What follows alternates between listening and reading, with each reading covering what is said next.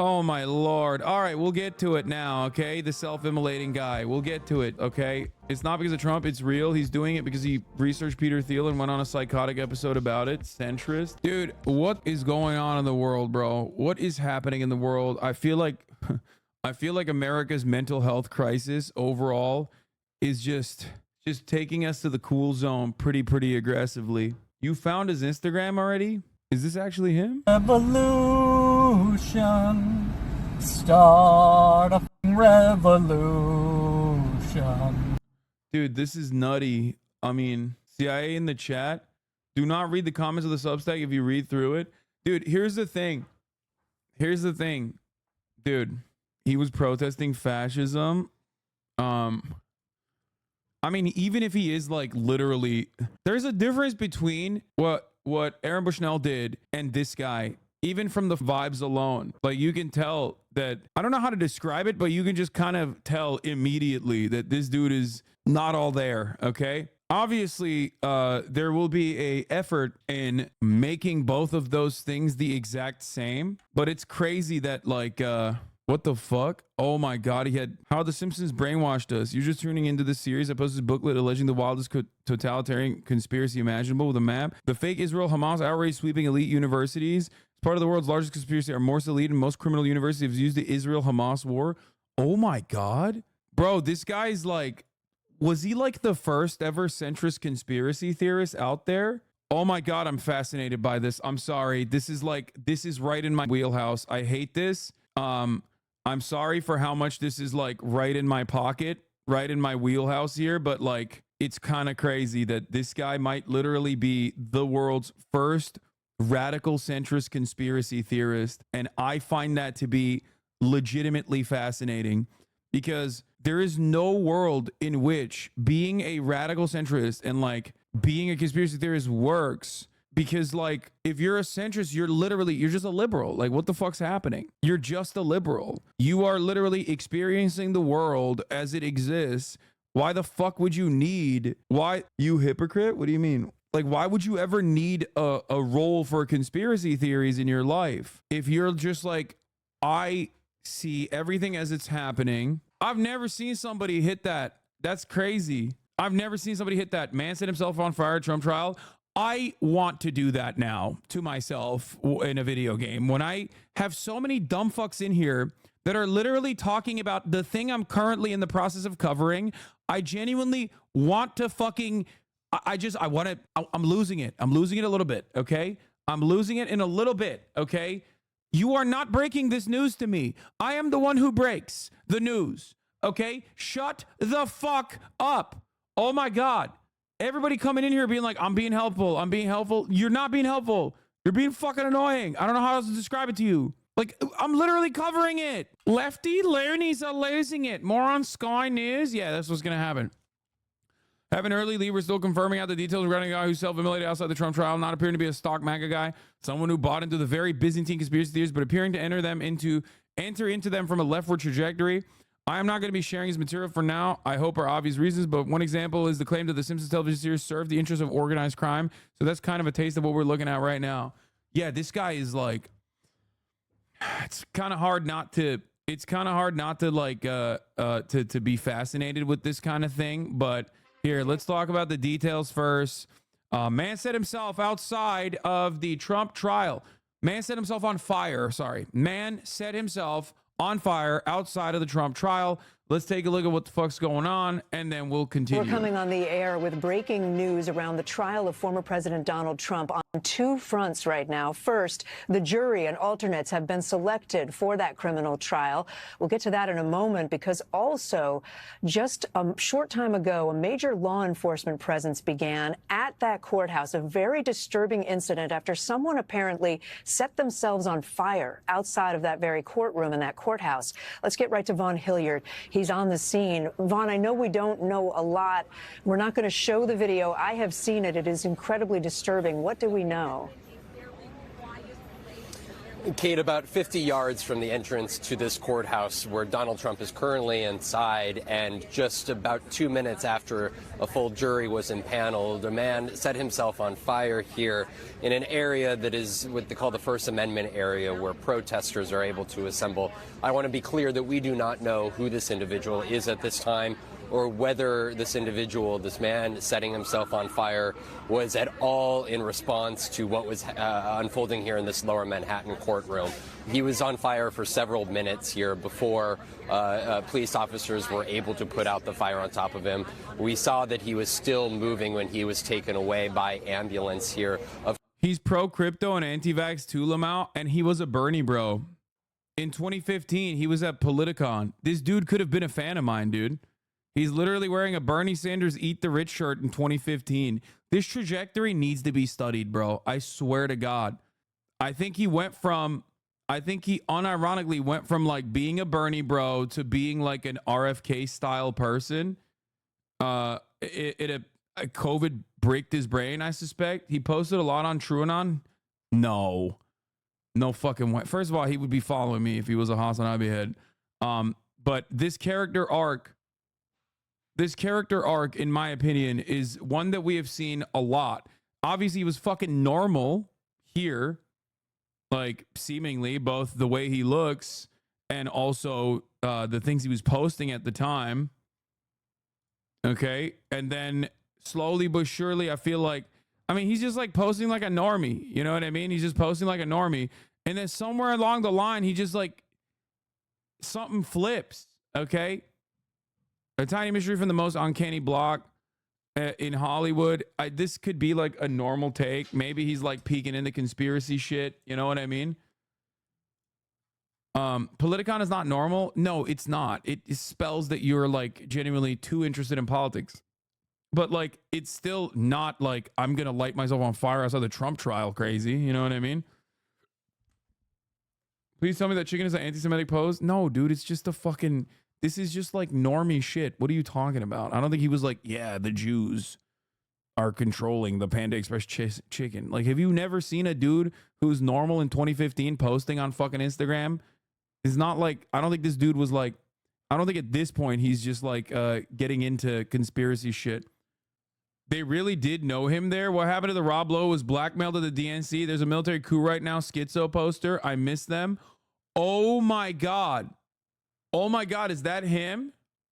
They actually they mentioned his Substack, so he literally was a routine TrueAnon poster? Oh my God. Here's a story uploaded over an hour ago saying, I love you over and over. Oh my Lord, bro. This is fucking, whoo, sheesh. This guy's, he's out of control. He's crazy. I have set myself on fire outside the Trump trial. My name is Max Azzarello. I'm an investigative researcher. Jesus Christ. This extreme act of protest is to draw attention to an urgent, important discovery. We are victims of a totalitarian con, and our own government, along with many of their allies, is about to hit us with an apocalyptic fascist world coup. These claims sound like a fantastical... What the fuck? Okay, dude. Ain't no fucking way I'm reading all this, big dog. Sorry. Yeah, I think this is like... This is one of those unfortunate boys that broke their brains pretty hard. Don't read the comments. I'm not gonna read the comments. There's a link to the booklet right there where he posted what I assumed he was holding when he burned. If you go to his following, you can see the hashtags he uses often, which are conspiracy and anarcho-communism. Yeah, I think this is like a dude who was like a Bernie Sanders fan, and then just like COVID really bricked his brain a little bit. You have to stop showing that New World Order AI music video, shaking my head. He gave his life and you're not willing to entertain his ideas. He died for those ideas, bro. Bro, what do you mean? What the fuck? If someone just like jumps off the fucking Golden Gate Bridge and has like left behind pamphlets where they're like, hey, by the way, I think that Biden is a pedophile vampire. I'm not going to sit there and be like, well, they killed themselves, so they must be correct. Like, what do you mean? There's a difference between they gave their life for it. Did he say that? No, he didn't. Why are you also as mentally ill as the fucking dude who's talking about how the NYU is a mob? God damn, you guys are such fucking dumbass losers, bro. I swear to God. I swear to fucking God. You want to know why this dude probably wasn't a fucking fan of mine, but was a fan of TrueAnon and all these other places? Because I fucking yell at you nutty weirdos on a daily fucking basis. Bro, you can call me mentally ill, but you're just making the regular population feel bad. We're constantly battling misinfo. Dude, snap out of it, dude. Snap the fuck out of it, okay? You can't be looking at a dude who just self-immolated without... and is it like promoting the most psychotic fucking conspiracies while simultaneously very clearly going through a mental breakdown and be like, well, that guy, no, it's not Aaron Bushnell. There's a difference. That's literally what I'm trying to present to you as information. Aaron Bushnell was of clear mind. Jesus fucking Christ. All you need to fucking hear is like someone is like ostensibly a leftist and they killed themselves for you to go, okay, that means he's a brave warrior. You didn't read his ideas? No, you know why I didn't read his ideas? Because this was his post 2 days ago. Fucking revolution. Or not 2 days ago, last month. Or on January 10th. Start a fucking revolution. Start a fucking revolution. You've got nothing to lose. Start a fucking... Does that seem like a dude who's, you know... Does this seem like a dude who's like, yeah, no, I got what's going on. Yeah, no, it's good. Okay? It's good. It's happening. Shit's popping. You know? No. The problem is there's a lot of dudes out there, even that like follow me, even in this community, that are just not of sound mind, bro. Okay? You guys become leftists because you think that the system is fucked up. And every single goddamn day, I explain to you how the system is fucked up. Okay? I explain to you how the system is fucked up. And yet there are still so many people who love diving into conspiratorial thinking, which is spiritual, ideological, mystical, and completely untethered from dialectical materialism. Okay? It's just so, it's so anti-materialist and frustrating to have this conversation over and over again. It is pure and utter liberalism. That's all it is. Now, obviously, we do enjoy conspiratorial thinking. Okay? I think conspiratorial thinking is fun. As long as you stay looking at it from the outside and not fucking diving into the water. Okay? Look, brother, I'm of sound mind. I talk to hundreds of my community members a week. Those beliefs are what people believe in my city. To me, is important. What? Oh my God. I'm gonna fucking lose my mind. One of the craziest parts about this is that this is something that I yell about on a regular basis. As much as I love conspiracy theories and like looking at them and laughing about them, the unironic thing is that I am very like anti-conspiracy theory when it comes to the believing the conspiracy theories. I'm very pro-conspiracy theory because I'm fascinated by that way of thinking. I love conspiracy theorists and I love looking into conspiracy theories because it's like very interesting. But that doesn't mean I'm pro-conspiracy theories. I regularly yell at people who do believe that. And I do it on a daily fucking basis almost as frequently as I yell about the top of the hour ad break. And yet I know for a fact that not a single person is going to take away, that's going to be their takeaway from this message at all. Okay? And the fact that there's hella people, and the fact that there's still hella people who are like, no, dude, we got to listen to his ideas. Like, he seems of sound mind here. How do you not see that? How do you not fucking understand that there's a difference between like a long history of self-immolation in the form of anti-war protest that has happened in the form of like environmental activism and whatnot versus a guy who thinks that like, you know, you nasty. Oh, shut the fuck up. Stop saying, shut up. It's like fucking killing yourself over, the Fruit of the Loom agenda. You know what I mean? Did Fruit of the Loom actually have a fruits on the fucking tag or not, I'm gonna kill myself to investigate it. Like, investigate Fruit of the Loom, please. Like, get the fuck out of here. Jesus Christ. Yeah, people self-immolating over birds are not real, and then chat will be like, maybe he has some ideas there. Like, calm down. Sometimes people are fucking crazy, and they need to be snapped back. They need medication. They need medical intervention. It's normal. Yeah, there was a cornucopia. Is there a cornucopia? Is there not a cornucopia? Let's fucking self-immolate to find out the truth is not the same severity as someone who's very clearly demonstrated that are of sound mind when they are taking a radical action. Now, of course, if you are a supporter of Israel or a part of the mainstream media that wants to like vilify what Aaron Bushnell did, for example, if I'm in your shoes, the first thing I'm doing is making the comparison that, see, both of these guys are crazy. Both of these guys are the same. Except resistance to genocide is not the same as killing yourself over the fucking cornucopia on the Fruit of Loom tag. You know what I mean? But it doesn't fucking matter. They will do that. So why is it that you are doing that exact same thing, but leftistly? After yesterday's little debate, have I ever been more vindicated in my point that normal Israelis don't know what Zionism is? I mean, we didn't even broach that part. Brother, this is the fucking pamphlet that this dude chucked in the air. A brief guide to New York University's most criminal secrets, political revenge killings, blackmail rings, Ponzi schemes, money laundering, criminal propaganda. All of these wild claims have been proven. Visit theponzipapers.substack.com for footnotes, a sea proof, and the secret fascist crime of the century. He didn't die, by the way. I think he's in critical condition. He probably will die, though, because you can't really survive, self-immolation is very, very difficult. The worst part about these kinds of conspiratorial thinking, especially if it's like in the pocket of genuine corruption amongst the elite. The issue is a lot of people see the things like Jeffrey Epstein, okay?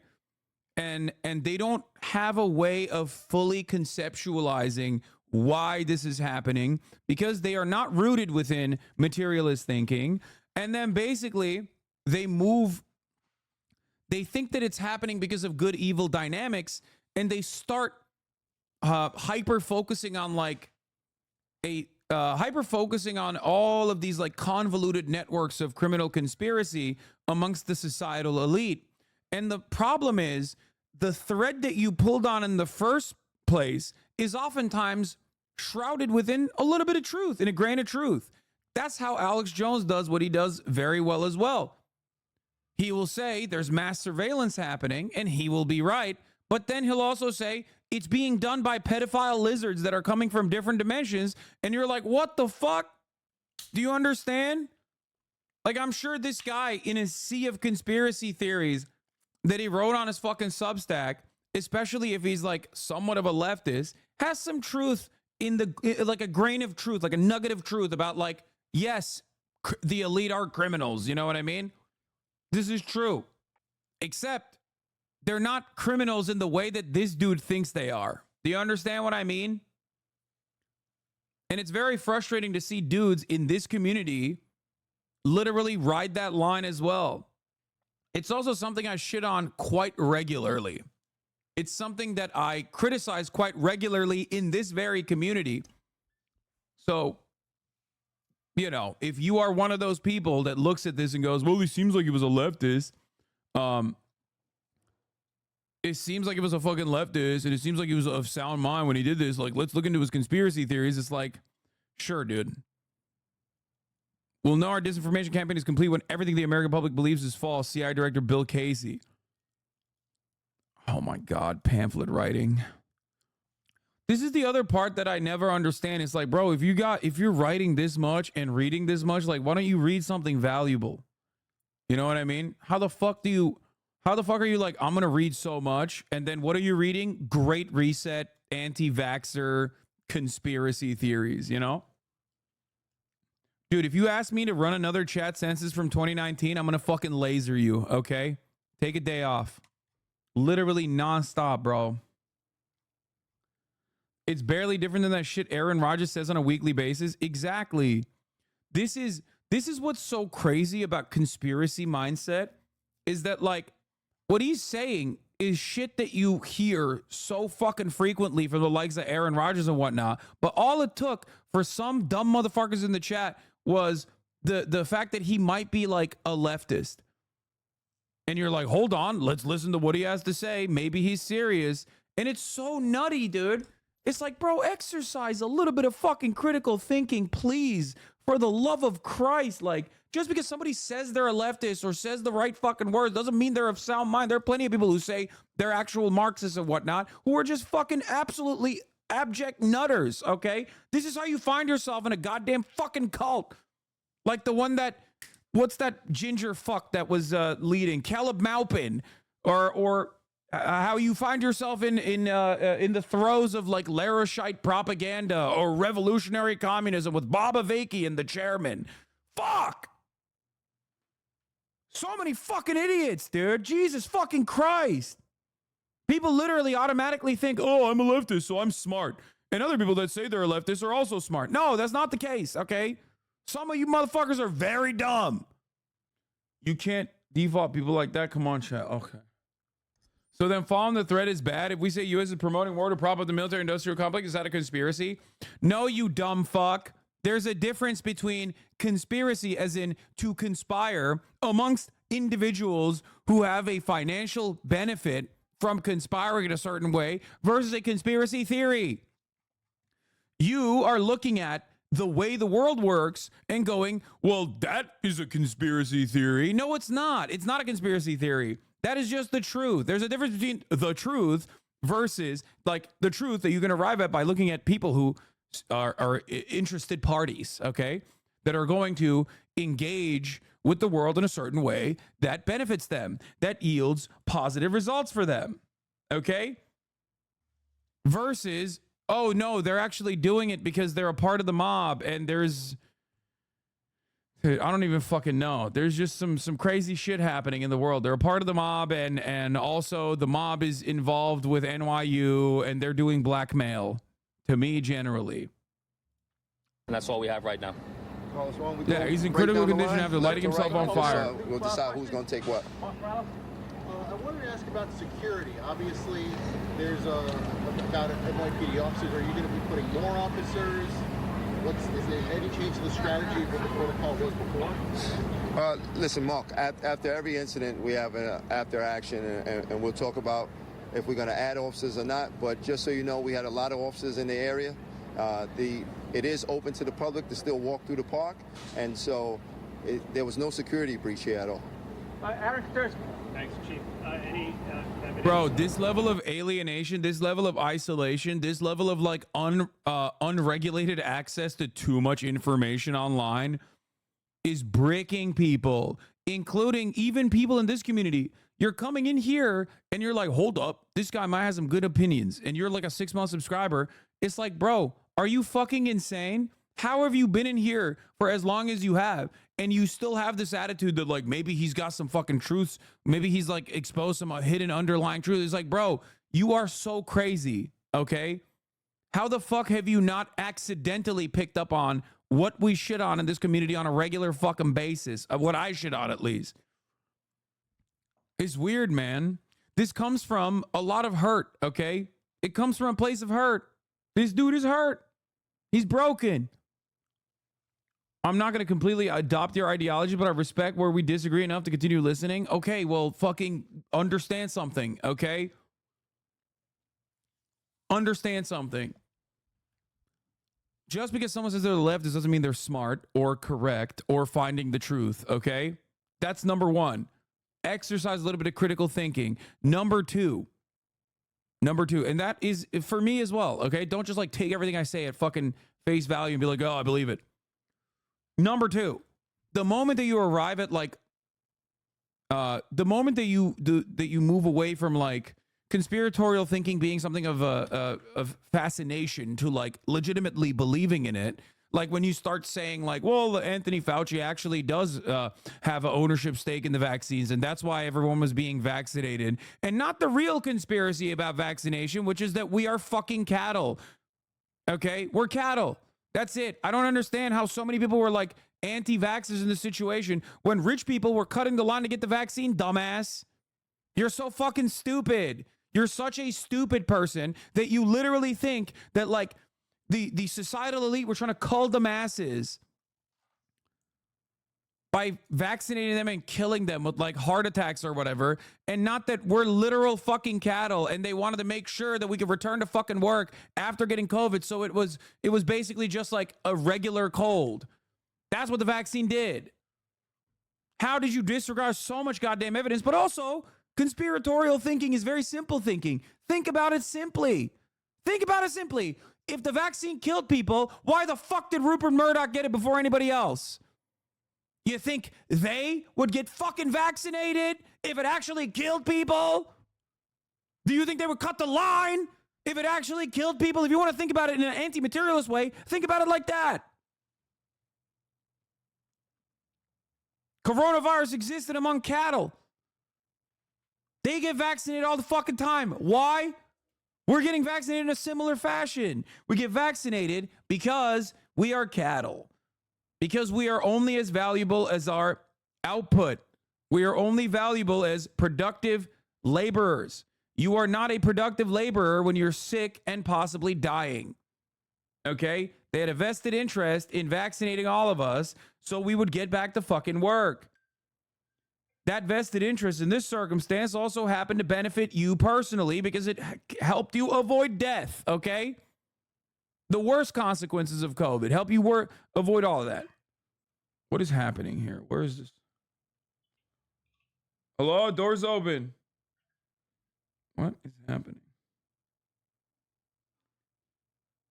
Just look at how Israel did it during the pandemic. Yeah. People were like, yeah, the vaccines are fucking killing people. That's why Israel didn't give it to the Palestinians and only gave it to its own population.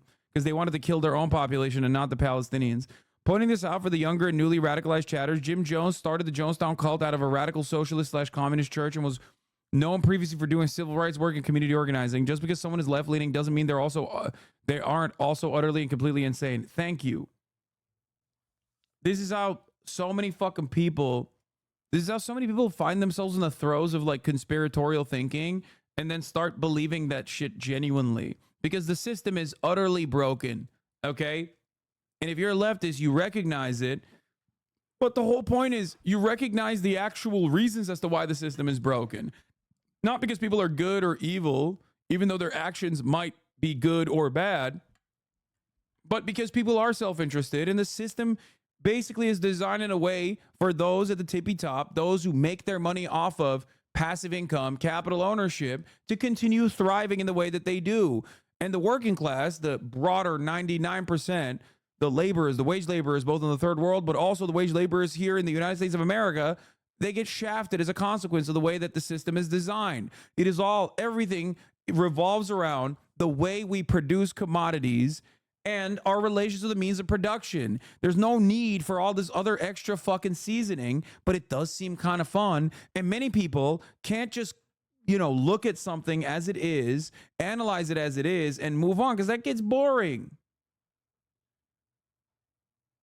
That gets boring. That's why people need like other stuff. They need drama purgatory. They need conspiracies. They need extra seasoning. They need extra seasoning to just fucking pay attention to the news because they can't just like pay attention to the news on its own. Anyway, even the right can recognize problems that libs try to ignore, like homelessness during California governor recall election, but then right and other groups choose the worst possible solution that makes the issues worse. How have you been on for this long? Your stun lock resistance is the lowest I've ever seen. It's because there are certain issues that I get very, very touchy on. And like believing conspiracies is one of those things that I'm very frustrated about. I always get very mad about like people that come in here and do like anti-vaxxer shit.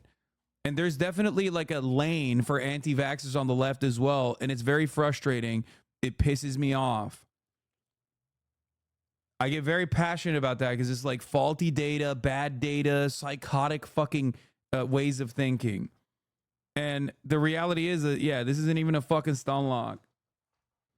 All I can say is, in the most reductive terms, shit is very fucked up right now. Okay? Shit is very fucked up. And people try to make sense of it, and they have a hard time. making sense of it all. What is this? This drama is going wild. We are leaving YouTube. It doesn't seem like it's... Wait, what? I don't know what this is. Shit has always been fucked up, but we're more aware of it. I don't know who these guys are. Anyway. This morning, Ben-Gvir tweeted Dardale, which is a slang word for weak or feeble, referring to the scale of the strike on Iran. Now, IRGC's main outlet put the word on their front page to make fun of Israel. Like, look, even they thought that was pathetic. That's awesome. Anyway, there are ex-BuzzFeed guys like yourself. Bro, I'm not an ex-BuzzFeed guy. Will is. Who are you? I am nobody. I'm right. What was the context? I'm right. Here's my hog. I think he was getting annoyed that people weren't taking him seriously, so it was an attempt to troll, something like that. He had a weird word. He'd call anyone who disagreed like pedophilites, but not that. The must defense. I mean, it was a hog or a pig in a blanket. If a dude hangs dong, let him live. You'd be more likely to believe him if he's packing. He could be doing something else at this time. A magnum dong. They're talking about his penis. We saw the video Hasanabi. Don't do that. Don't bring up Hasanabi. That was a phase. Anyway, I feel sad about this dude. Look at this guy. Look at how much he was fucking writing, bro. You could have been writing prose. You could be writing things that are like, you know, you could have been, I don't know. Hello, friends. If you're wondering about sprawling madness I've been on about, here's my first crack at a cohesive summary. Questions and feedback infinitely appreciated. Does the story sound logical, important, and reactionable? My gratitude to my beta readers, 2Cell, HHH, and the rest of the captive audience of Cell Block 30. And the Alamo for teaching me what a Zine is. Yeah, there's like people in here fucking trolling. Not gonna lie, I researched everything he was saying and it checks out. I can't wait for these fucking dudes. I can't wait for so many people to be like... Facts about Peter Thiel. He co-founded PayPal, an early important Facebook investor. He convinced Mark Zuckerberg to allow promote political disinformation. His company Palantir sells our interest to the... sells our internet data to the CIA. He met with billionaire blackmail artist Jeffrey Epstein. All of this shit that he's saying. He was a huge proponent of cryptocurrency for years. His romantic partner, Jeff Thomas. So everything he's saying about Peter Thiel is not completely incorrect. I mean, it's mostly correct, okay? Peter Thiel, bad guy. Not a good guy at all. Peter Thiel, definitely. Palantir is AI surveillance technology. Palantir does work with the CIA. All that stuff is correct, okay? It's when you move away from the correct stuff to like try to fucking tie all the strings together. And the string that binds it all is just the glue. The glue that binds it is just self-interest, okay? It's just pure self-interest. It's just capitalism. When you fucking connect the dots and then you're like looking for some other secondary evil, that's when you start getting to this spiritual thinking, where you personally end up mystifying class dynamics on your fucking own. What is cryptocurrency? The mysterious, unregulated currency, the world's first planetary decentralized Ponzi scheme industry with its own high-frequency trading shadow banking theft network. Every dollar that was used to buy crypto was stolen via the U.S. stock market, but the theft has not yet been revealed. Soon we'll have a global economic collapse when the crypto Ponzi goes insolvent. Like even then, it's like assuming that cryptocurrency is that significant and would collapse the fucking world, collapse the global economy is just crazy. My God, man, this guy was not well. Yeah, he he was constantly suing people, including the the Hillary Clinton Foundation, like the Clinton Foundation, sorry. Over and over again. Order to show cause. The court directs plaintiff to show cause by filing a written declaration within 30 days. And then there's still so many people who are like, no, actually, this guy's, he's right. The defendants are Bill and Hillary Chelsea Clinton Foundation, Bullfrog Capital, Emerson Collective Investment, Jeremy Stoppelman Trustee, Ribbit Capital, Stanford University, StartX, the R. Benioff Revocable Trust, Binance, Changpeng Zhao, 2012 MRL Investments, Mark Andreessen. Oh, yeah, he can get the smoke. Mark R. Benioff, Matthias Van Tienen, Max Levchin, Mehran Sawami, blah, blah, blah, blah, blah, blah, blah, blah, blah, blah, blah. Holy fuck. Eduardo Saverin, Mark Zuckerberg, H. Ross Perot Jr., Mark Cuban, Richard Branson, Brian Cass, Mark Zuckerberg. Does this strike you as a dude who had it, you know, stable? Do you think he had stability, or do you think the internet broke this dude? Okay, he was already broken from the jump, but he definitely was, you know, extra broken. The seasoning came with the online, okay, with the online stuff. Too much internet. The guy who self-immolated at the Trump trial was a minor celebrity on r/Super Bowl and used to co-host a podcast entirely focused on Laura Dern. It ran for 53 episodes. Jesus fucking Christ. 53 episodes on Laura Dern? Wait, what the fuck? A podcast about Laura Dern? Who the fuck is Laura Dern? In his defense, she does have a storied career. She's amazing. Oh my God, bro. I don't know who she is, bro. Chill, okay? You just lost your gay audience. Gay audience, watch. Look at what I'm wearing. You see that shit? I want him back. I'm sorry for what I said about disrespecting Laura Dern. She's from the Jurassic Park. I've never seen the Jurassic Park, remember? Lol, just like a fake leftist get mad at people out here doing the real work, like making podcasts about actors. Yeah. He missed the organized part of leftism. Aaron Bushnell was head and shoulders above this person on the represent a good approach. Yes, dude, because here are the motivations. If your motivations for self-immolation are protesting the ongoing ethnic cleansing campaign that you think is unconscionable as an American in the Air Force, like you are taking a radical act of protest, okay? You're cognizant of your actions. You're cognizant of the way the world is, okay? If you're self-immolating because you think the New York University is like mob connected and doing a blackmail operation on you because of your Laura Dern podcast that ran for 53 episodes, well, obviously these two things are not the same unless you literally are the exact same kind of fucking crazy. You know what I mean? Are you the same kind of crazy as this guy that you're like, well, I think that, yeah, Israel doing a genocide is as real as the Laura Dern podcast dude? How do you not understand that? But you didn't listen to all 53 episodes to come to the conclusion, so I will antagonize you in the chat. Yes. Are you still yelling at me? It's not just you. It's just I want to fucking make people stray away. I want to fucking lead the flock away from any kind of conspiratorial thinking such as this one, okay? Especially because a lot of these conspiracies are very dangerous because they arrive dangerously close at the truth before making such a fucking psychotic pivot that sometimes many people don't even recognize it because they're like, well, these things are correct. Nobody's talking about these things here. Yeah, Jeffrey Epstein probably didn't kill himself. That was awfully suspicious. And then it feeds you a nugget of truth, and it gives you like a sense of shelter where you all of a sudden lower your guard, lower your critical thinking skills, and then before you know it, you're believing in like, you know, the vaccine turning you into a homosexual autistic man or something. Okay? Fuck. Exactly. The best way to hide a lie is between two truths. These claims sound like a fantastical conspiracy theory, but they're not. They're proof of conspiracy. And every single fucking annoying little liberal centrist pervert is going to make it seem like this is exactly what the left is about for the upcoming month or so. And also tie this back to like Aaron Bushnell, and he was exactly this crazy and yada, yada, yada. I already know what's about to happen. Okay?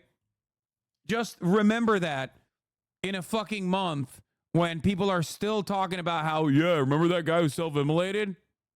Was he a fan of yours? Oh, he's fucking, because that's what you promote. That's what you say. This will be used to discredit leftist movements. This will be used to discredit pro-Palestinian protests and advocacy. That's it. No one will talk about how like genuinely, undesirably broken this person was. But it doesn't matter. There's plenty of fucking loonies on the left too. On the loony left. I feel bad.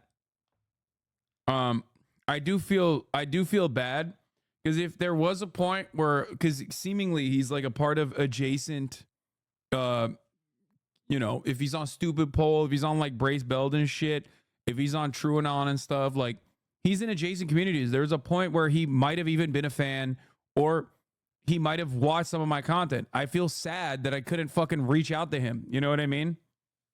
Like I feel very sad that this is the type of person that I personally feel like I failed. You know what I mean? If this is like a person who was in an adjacent community, there's a likelihood he could have been here at a certain point. And it makes me upset that there wasn't more I could have done, that I could like reach out to this person. And there are a lot of people like this that are hurt, okay, that are suffering, that are just, and by that I mean like hurt and suffering isn't like, they're not all there. They're not all well, okay? It just sucks. It just sucks to think about. Especially when people are compassionate and then that compassion leads them to feel sad and it causes them to feel nihilistic, and then they feel more vulnerable and more susceptible to conspiratorial thinking, and then they basically keep pulling those threads until they get to a dangerous place. And when you pair that up with your material circumstances, like our fundamentally broken healthcare structure and lack of access to medication, lack of access to proper nutrition, lack of access to proper fucking healthcare in the form of therapy, and all of a sudden you're in a fucking powder keg. You're alienated. You're looking for groups that will help you. You're looking for people who are like-minded. And then you look at these conspiracies. Maybe you don't understand that those guys, for the most part, are making fun of those conspiracies. Maybe you start believing in some of them. And then you get to this fucking point. You know what I mean? And it's nuts. As a part of the world's largest conspiracy, our most elite and most criminal universities have used the Israel-Hamas war to trick us into thinking we must all be angry, divided warmongers while they undermine campus protests, keep us from uniting against endless war. The bad news, we've been taken over by dipshit supervillains who brainwashed themselves into thinking it was a good idea to poison all media, culture, and education for decades so they could do a multi-trillion-dollar Ponzi scheme, which is about to send the world economy on the biggest cliff in history. The Ponzi scheme he's referencing is cryptocurrency, by the way, I think. Judging by what he was talking about with respect to crypto, it does feel like he has just broken his fucking, his mental state is shattered. Okay? Oh, supervillains are doing this. No, they're not. Okay? It's not supervillains. It's just like everyday people. Oh my God. People are still going. Someone just self-immolated outside of the Trump trial. I'm going to lose it. The good news, we have the stupidest form of government in the world history, and we're about to discover the entire economy is a lie, so we're about to mock it mercilessly and abolish it. In our last installment, we learned just how criminal Reddit is. In order to serve the criminal interests of the supervillain owners, Reddit uses troll armies to make us bitter, divisive, misinformed, and hopeless. They coordinate enough action to get us think that we must be divided, that we're supposed to be divided. Look, dude. The population of people that are actually active on Reddit is so goddamn marginal that this immediately hits exactly one of the main veins that I criticize regularly in this very community. I tell you guys all the time, this is what you have on, okay? This spells isolation. This spells isolation. If you think Reddit is a powerful tool in dividing people, you are fucking brain broken, okay? Are there actually troll farms operating on Reddit? Of course there are. But this is no different than a, I guess, more center-left version of the Blue Anon conspiracy that everything is Kremlin ops. Okay? You are greatly overstating the impact of a fucking social media platform that is not that popular overall in the grand scheme of things. Okay? We greatly tend to overstate the importance of things that we consume on a daily basis. That's why a lot of people are fucking lasered in on like podcaster drama and think that that actually is a substitute for like understanding the way the world works. That's why so many people, even in this community and many adjacent communities, literally look at like, you know, what Vosh is doing or what Destiny's doing and the toxicity that spawns out of that conversation and think like that's the end all be all of like real political conversations happening. We are literally ants, okay? We're ants in the grand scheme of things. Do you understand? None of that shit has any real world impact. This is, of course, gaslighting. They're telling us in the hell world. Oh, God. He's a Chapo guy for sure. Central to this is a constant effort to divide the populace. The biggest threat to secret kleptocracy, which is a fancy name where con artists take over the government, is a united movement against this, and they know this, so they slice us into tribes and bubbles, giving each of us a slice of truth and a whole lot of bullshit. An actual propaganda technique developed at Princeton that makes us angry at other tribes. Reddit is just one vehicle that's being used for this, but we have countless others. News media slicing us into angry political tribes. Daytime television telling us we're awash in moral decay. Reality TV has it right in the name. They show us endless hedonism, materialism, and strife, and they call it reality. There's a dude drowning outside the courthouse. Shut the fuck up. This is the dude.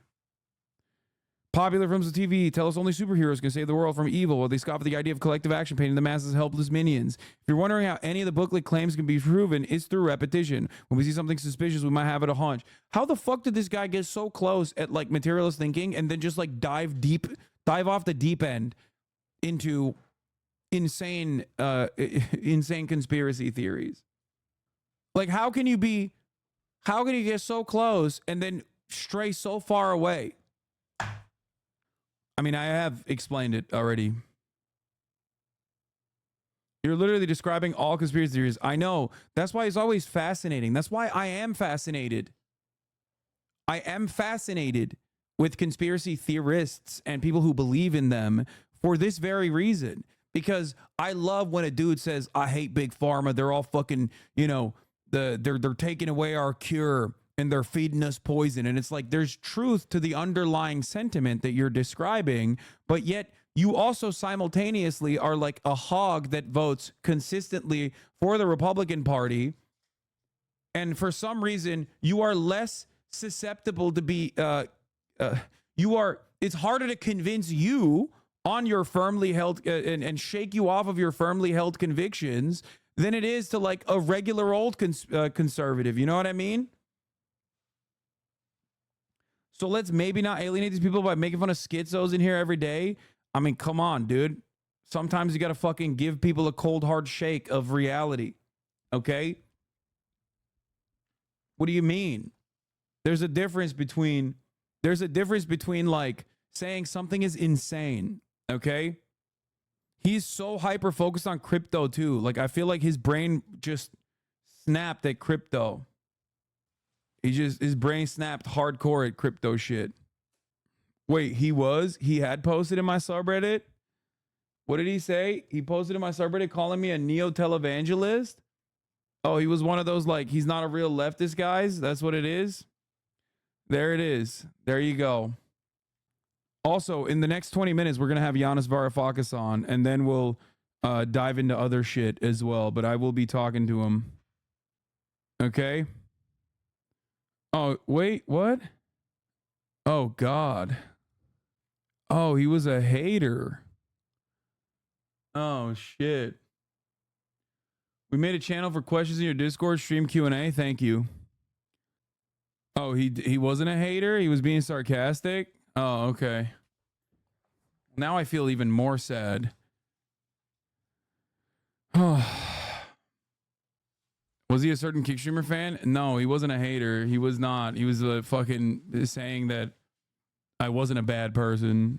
He was just being sarcastic. Can you ask Varoufakis the specific distinction between a regular-ass left analysis of contemporary capitalism and his new characterization of technofeudalism? I don't know why the new categorization is necessary. Lamau, is he just trying to sell books? I think it's good to move away from older ways of describing things. Bro learned the words Ponzi and pyramid scheme and went on a tear. Yeah. Anyway, genuine question. Is it better to take the time to debunk conspiracies like this, or is it better to just snap people out of it and tell them what they're saying is insane? A bit of column A and a bit of column B. He's not dead, by the way. He's in critical condition. Most likely not going to survive it. You don't really survive self-immolation like that. But it's just like hyper focusing on the criminality of these universities, not as a hyper focusing on the criminality of universities, not because they're like basically just hedge funds that operate identically to hedge funds, okay, but instead thinking that they're like blackmail operations or brainwashing operations in a way that goes beyond just like simply educating you on how, you know, neoliberalism is the way to go for the most part, even though there is a diversity of opinion in universities, but the broader but the broadest ways of educating the students is usually on those within the comfortable confines of neoliberalism. Moving beyond that, or thinking that this is like being operated simply by like evil people or whatever the fuck, is just sucks. It's just madness. Anyway, let's finish up on the I didn't even fucking cover this whole thing. Of course, there is a major response, law enforcement response here to this scene. Again, we do not know why this individual set himself on fire, but it happened just 2-3 minutes after the 18 jurors that will be the ones deciding Donald Trump's fate in this criminal trial in Lower Manhattan were formally impaneled. These alternates were going to be sworn in any moment now. We're waiting to hear exactly what is happening inside of the courtroom at this time. This is a major moment. Donald Trump, the first ever former president of the United States to stand criminal trial. We expect opening statements to be... Has someone reached out to try to get on the show and you decline? Yes, Alex Jones. In the past, I have declined Alex Jones, many like random Nazis that will every now and then try to like reach out through their producers to be like, oh yeah, I have a guest for you potentially. But those are the types of people. Again, Monday morning, we have a jury of 12 individuals, 7 men, 5 women, and then we have 6 alternates. We expect, again, opening statements to happen Monday morning. But I got to tell you, Chris, again, this man setting himself on fire just about 50 yards from the entrance of the courthouse. We are told that inside that sirens could be heard, multiple ambulances responding to the scene. This is a moment where there is heightened scrutiny and attention on what is happening around this courthouse for a trial that we expect to take place over 6 to 8 weeks. Again, this was happening inside of an area, Kate, where protesters are allowed to convene. We have seen pro-Trump individuals, anti-Trump individuals, but we do not know what led this man to...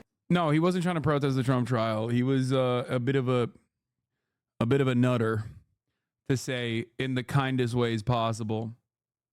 Take this sort of an action here on this Friday morning. Kate? It is disturbing to say the least. Vaughn, I do wonder about those jurors, because it's been all week of trying to set this jury. There were setbacks where a couple were dismissed at one point. I know today one woman was tearful talking to the judge. Paint a picture for us of how hard this process has been and what these... No, he was not MAGA. He was not. I don't think he was a... He did believe in a lot of like... he did believe in a lot of like MAGA adjacent conspiracies, it seems, like... you know, anti-vax stuff and things of that nature, but like overall, I don't think he was a MAGA person at all. Jurors are facing. He was definitely seemingly a leftist. But of course, leftists can still, and many do, very much get susceptible to, I mean, very much be brain broken by conspiracy theories. These jurors, when they were showing up to the courthouse, did not know that they were here for potentially serving on the Trump trial. And just this morning alone, 2 potential jurors... Yeah, anti-vax conspiracies come from both the left and the right, according to what most studies show. Yeah. Yeah, that's why I always say COVID broke the brains of a lot of people. I think that there are a lot of people who saw the world shatter in front of them in the way that they understand it, and genuinely were like, it was a moment for them to snap. They were so close to it, and then it, you know, caused them to snap altogether. broke down in tears because of their own anxieties and own reticence towards serving on the jury. 3 individuals, potential jurors this morning, were dismissed and excused after saying that friends, family had reached out to them asking if they were inside of the courthouse and potential jurors, and they said that they felt like they couldn't be fair and impartial because of the pressures, citing specifically feeling anxiety around serving on this jury. Of course, these individuals are all anonymous, but because of the process to try to find a fair and impartial jury, they are being asked in this setting about jobs that they have held, about their ages, whether they are married, have children, which neighborhood in New York City do they live in. And as you could expect, with those sorts of attributes and descriptions, people I've been able to identify who these individuals are. And you saw even one individual who had been sworn in as a juror will come into this courthouse yesterday morning and go to the judge and say that in the last 24 hours that she had heard from friends, family, and even colleagues. And that is where you get to the intensity. This is not like a normal celebrity, even high-profile case, but this is 6 months from the general election for the White House with the presumptive Republican nominee's fate, guilty or innocence on the line, potential imprisonment on the line. These New Yorkers who come from every walk of life have been asked to serve on this jury here, and as most families in America could attest to, undoubtedly have friends, family on one side of the political aisle, one strong opinion on Donald Trump, and these individuals are going to be asked with so much on the line for our politics to make a legal decision based on the evidence and testimony they hear over these next 6 to 8 months, Kate. Vaughn, thank you so much. I'll let you go continue to report on the unfortunate incident that just happened outside the courthouse. The latest on Donald Trump's criminal. Did you see the New York Times psychotic meet the 12 jurors article? Yeah, everyone is like lasering in on who the fuck the jurors are. It is pretty wild overall. I mean, it's just public information, you know what I mean? Seems problematic that we're at a point where jury selection process is being impacted by violence and harassment of the defendant's supporters. That's like one of the basic tenets of our justice system. Yeah, I don't know why. In some ways, while I am fascinated to see what the fuck happens with this juror, with this case, on the other hand, I'm going to call you in a second. On the other hand, I also feel like, how is this any different than a fucking mob case? Because like you hide the identity of jurors in mob cases because the mob will come and kill you. And this is like maybe not through direct criminal action, but through indirect criminal action. Like Trump has a shit ton of power to cause a jury to behave in a weird way. Anyway, like I said, we are now going to bring on Yanis Varoufakis. Before I do, I have to pee real quick. They don't list names, just descriptions. I know, it's pretty nutty. We will bring on Yanis Varoufakis right now. In a second, I have to go pee though, and I'm going to run the top of the hour ad break right now before we bring on Yanis Varoufakis on. Hold on, I'll be back in a second. Here. Criminal trial. A jury has been seated, and our Aaron Katursky is at the courthouse in downtown Manhattan with more. Good morning, Aaron. And good morning to you, Michael. The judge was prepared to have jury selection go 2 weeks, but 4 days after it started, that 12-person jury has been seated, and opening statements could begin here on Monday. This morning, 7 men and 5 women have been sworn in to claim their place in American history as jurors in the first criminal trial of a former president. They include an investment banker who follows Trump on social media, a speech therapist who said she does not agree with a lot of his politics, a school teacher who said she admires how President Trump speaks his mind, and a woman in product development who said, I don't like his persona, how he presents himself in public. All of them, though, pledged to give Trump a fair shake. The judge declared, we have our jury. Trump eyed them all, listening to their responses with arms folded across his chest. Together, the jurors will decide whether Trump is guilty of falsifying business records, so voters in the 2016 presidential election would not find out that he paid off adult film actress Stormy Daniels to keep quiet about their alleged affair, which he denies. Trump renewed complaints he must sit in court when he could be campaigning. I'm supposed to be in New Hampshire. All right. We interrupt this broadcast for a very special guest. I'm calling Yanis Varoufakis right now. Hold on. Let me start my virtual camera. Hello? All right. Wow, that worked so perfectly. Can you hear me, Yanis? Loud and clear, Hassan. Okay, perfect. Cheers. And I can hear you as well. All right. What an honor. What an honor, ladies and gentlemen. We got Yanis Varoufakis in the building. Well, not in the building. Do you mind that I call you the Greek freak? Do you know what that is? The real Yes, Greek freak? Yeah, the other Yanis with two N's. Well, yeah. Well, this is he's a basketball player as well. There's a basketball player they call the Greek freak. Okay. All right. Well, I say you're the real Greek freak. Yanis Varoufakis, for those of you who don't know, former finance minister of Greece, one of the founders of DM25, right? You're one of the founders of DM25. And also, fun fact that many people might actually really appreciate in our community, used to work at Valve and was responsible for the Valve economy. I don't know if people are going to like that about you or maybe hate you for it, but that is something that you participated in. Back when, I guess Valve was a co-op as well. I don't know if it still is. It might still be a cooperative corporation. Not really. Valve today is very different to when I was there in 2011, 2012. I studied the economy and I had a great deal of fun doing that.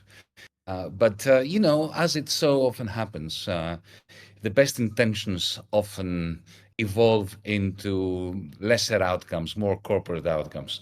So I don't recognize that place the way it was back then. All right. Yeah, no, I mean, that's just, that's the corrosive nature of capitalism, I suspect. Even though, we're hot and cold on Gaben. That's what we call him here.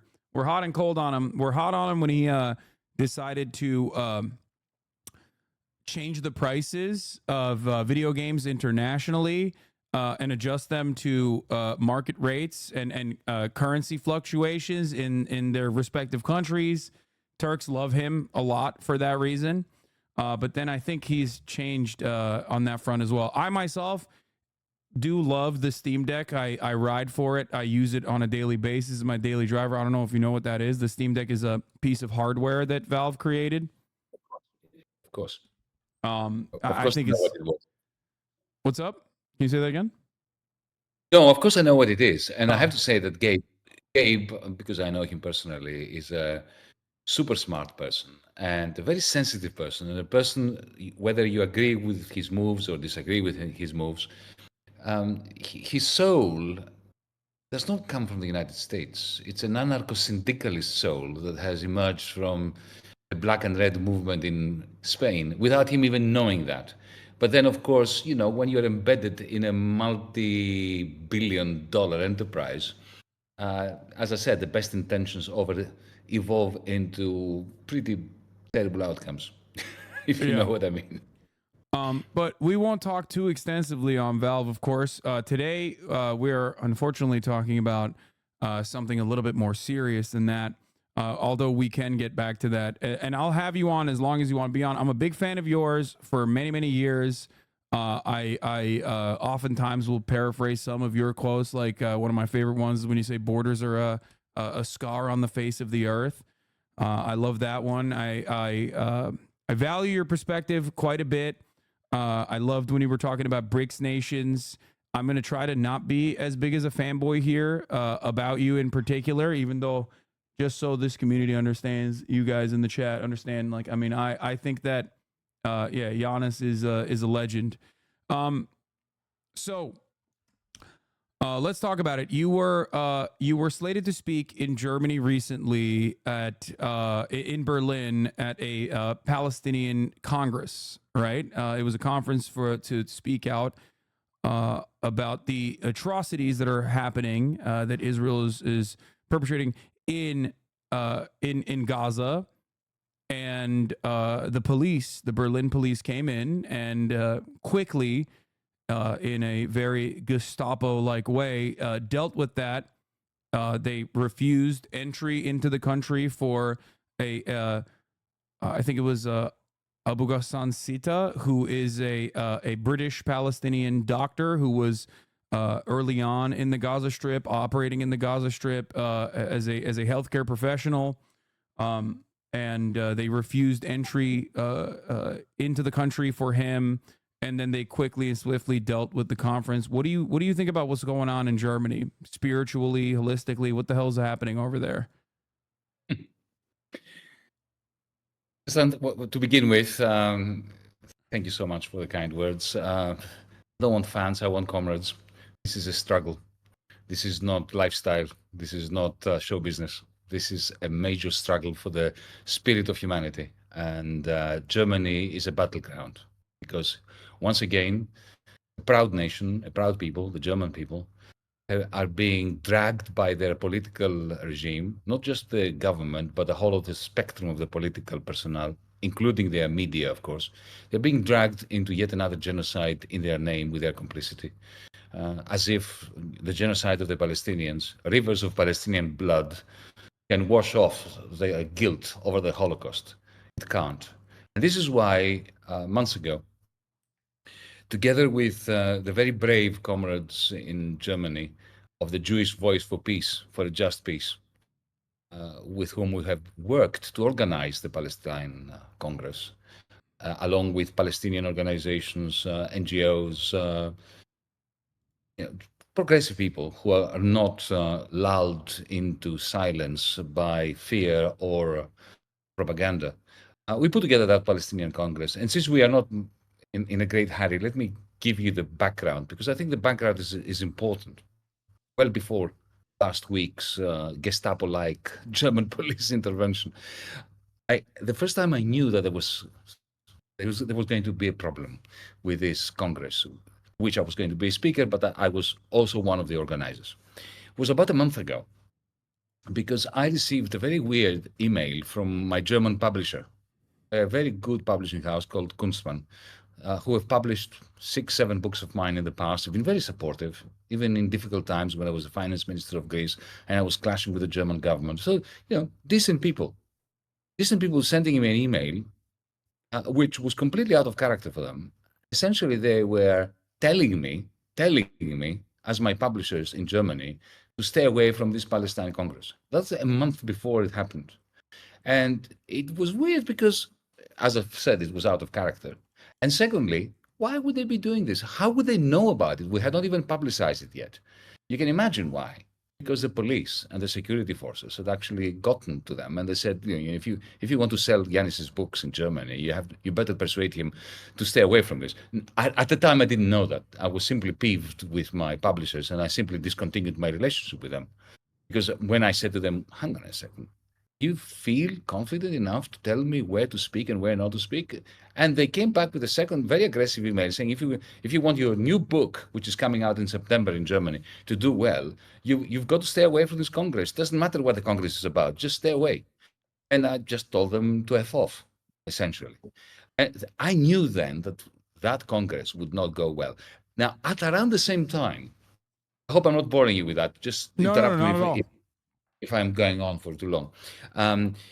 British philosopher and filmmaker Raul Martinez has made a 6-part documentary on the economic crisis, and from the rise of fascism, on need for internationalism, and it features me. I'm the center of that documentary. Why am I saying that? Because Raul Martinez booked the great Babylon Theater in the center of Berlin to have the launch of the movie, of the documentary, and I was invited. And that was around the same time that my publisher were warning me against the Palestine Congress of last week. And to my astonishment, I found out when I arrived in Berlin that the police had threatened the proprietor of the Babylon Theater that if he doesn't cancel our event, then all sorts of horrible things will happen, because Yanis is an anti-Semite and a lot of anti-Semites are going to gather.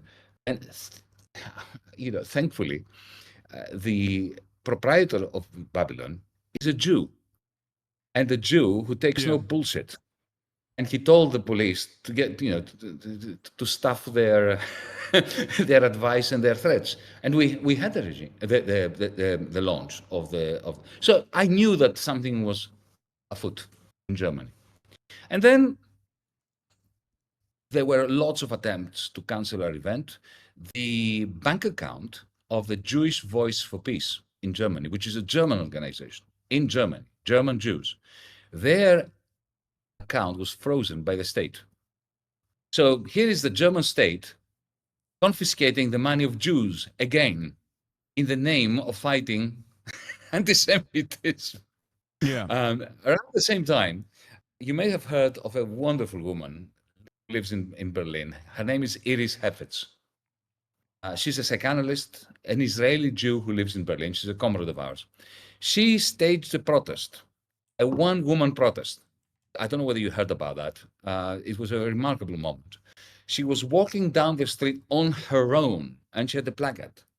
She had written herself and said, as an Israeli and as a Jew, stop the genocide in Gaza. And a white Aryan German policeman arrested her for anti-Semitism. Just like with Uri, right? Who was also I don't know if it was the same cop, but it is the optics of it as well. And I know liberals care about optics more than anything else. The optics of it as well were very shocking to see this like blonde Donald Trump looking German oaf arresting a Jewish man with a yarmulke on as well. And they don't really care about it at all, I guess. Yeah, it's just absurd. I think they're digging their own hole now, the German system, the German regime, and they don't even realize it. But that's another question. So let me end the long story as briefly as I can. So on the day of the Palestinian Congress, as you said, the Vice Chancellor of Glasgow University, who's a British Palestinian surgeon, not just a British Palestinian surgeon who has spent 45 days in the trenches, in the hospitals, operating on amputating people and so on. But also he is the Vice Chancellor, the President in American terms, of the University of Glasgow, one of the most renowned universities. So he was essentially deported back to Britain. That day was worse than death, in my opinion. Yes, and our little Congress venue was surrounded by 2,500 German police, 2,500 German police for 500 of my colleagues. Most of them were harassed. They were not allowed to get in. One of the young Jewish protesters who had his own little placard which read Jews against genocide was apprehended. At that point, because he is a humorful guy, he said to them, would it have been okay if it read Jews in favor of genocide? At which point they hit him because they got annoyed with him. And he ended up in a prison cell. In the end, the Congress gets underway. At some point, the police bust in, they grab the microphones, they tear them apart. Another small but telling detail, if this was a movie, it would have been a good scene. They try to get into the room where the technicians' room, where the servers were supporting the live streaming. And one of our organizers was actually giving them the key to get into that room, and they refused it. And they used force to break down the door instead, even though we were giving them the key. In other words, this was a declaration that they wanted force, they wanted violence, they wanted to create a climate of fear. Anyway, that happened about 30 minutes before I was due to speak over Zoom. I was here in Greece. And of course I couldn't because the live stream was discontinued. So what I did was, as I'm sitting here talking to you, I recorded my speech on my computer. I uploaded it on my blog.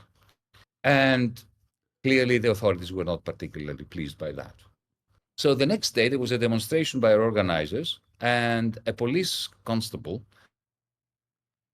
approaches our organizers and warns them against my voice being heard over the loudspeakers of the organizers, because there was an order by the Ministry of the Interior to ban me not only from entering the country, but also from entering the country digitally or through audio files, even if they were pre-recorded, which, the mind boggles. Absolutely boggles. Since then, the government has managed to lie to the German people, to the public generally, to me, in writing, at least 3 or 4 times. First, they denied that there was a ban on me. Then they said there was a ban on me. Then they said they were going to give me in writing the reasons for the ban, because I've never been presented with anything in writing explaining the ban. And now, today, I received a letter from the German police, the National Security Department, which is eerie the moment you hear the National Security Department of the German police, right? Your hair stands on end, even though I don't have much.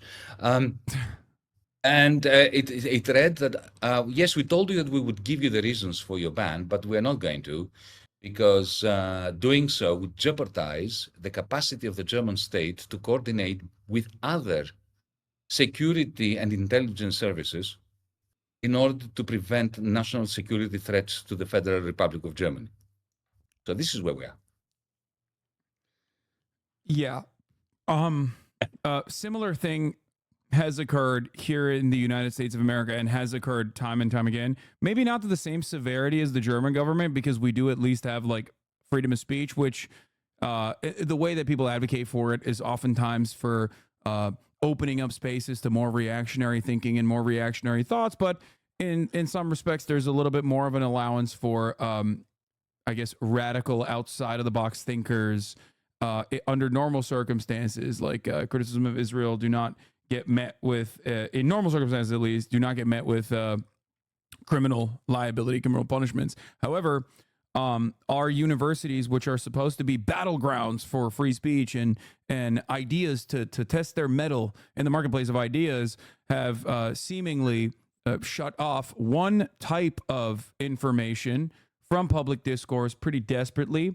An example I obviously would like to bring up now is Columbia University. I don't know if you're familiar with what's going on with the student protesters out there. They disbanded a lot of the groups, including Jewish Voice for Peace, and they suspended a bunch of students, including overnight taking away their access into residential halls, leaving them stranded in the middle of New York.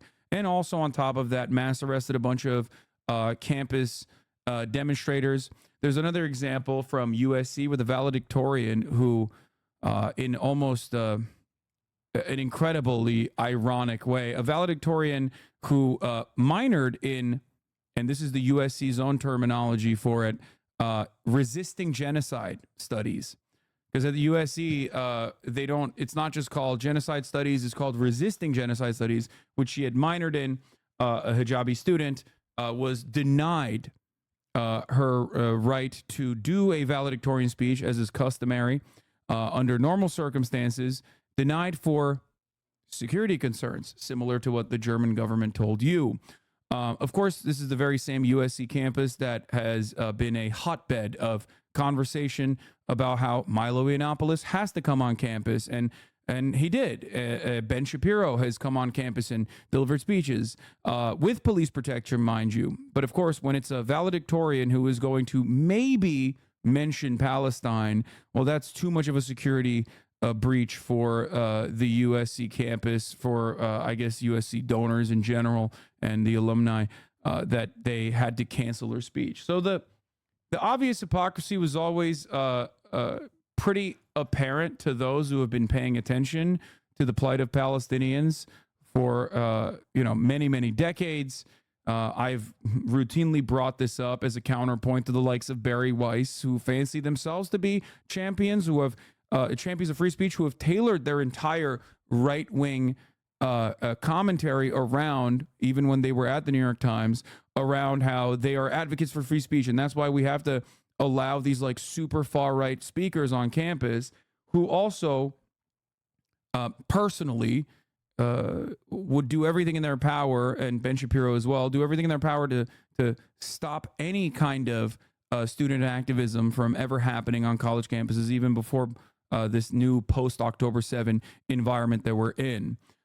Going as far as collaborating with Canary Mission, which is a doxing operation, and utilizing the deans and utilizing university administrators to basically suppress any kind of pro-Palestinian sentiment. So, you know, the situation has been really bad for a very long time.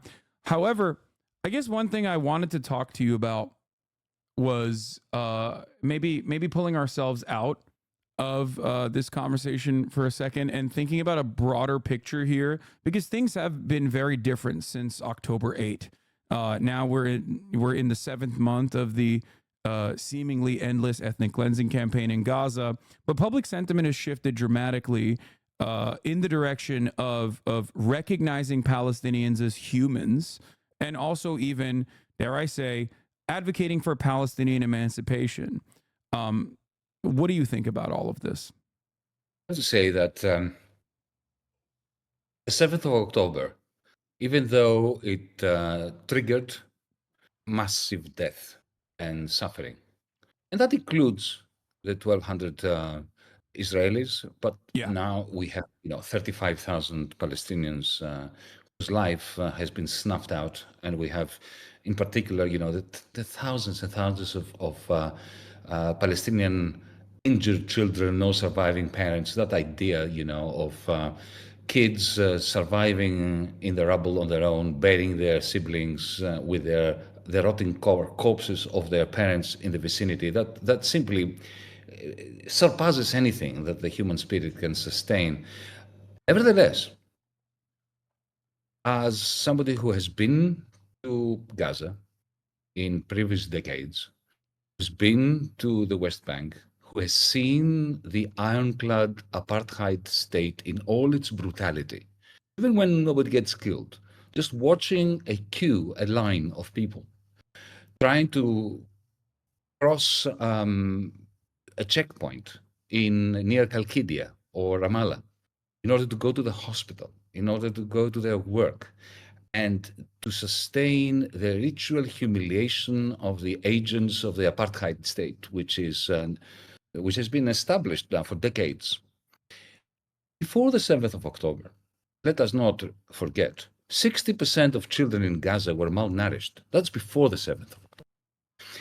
The ethnic cleansing of Palestinians in East Jerusalem was running at a very fast pace.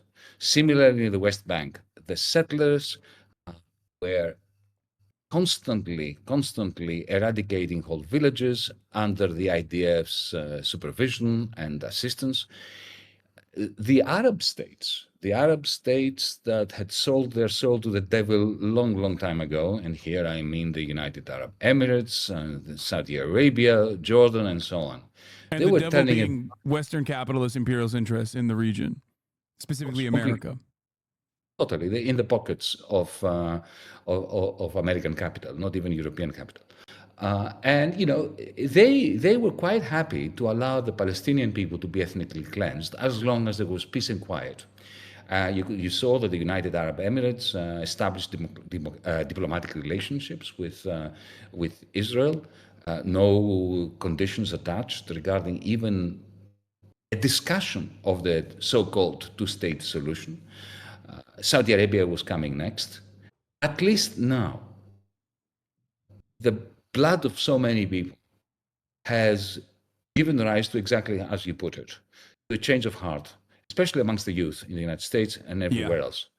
And to allude to something you were saying earlier, to the restrictions in free speech and generally in the capacity of the American people to discuss sensibly and with a modicum of mindfulness the question of universal human rights from the river to the sea.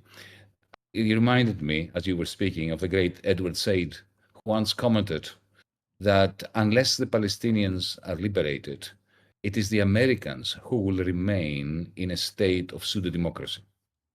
That's interesting. I think that, I mean, I do think that America is in a state of pseudo-democracy, even outside of the Palestinian question.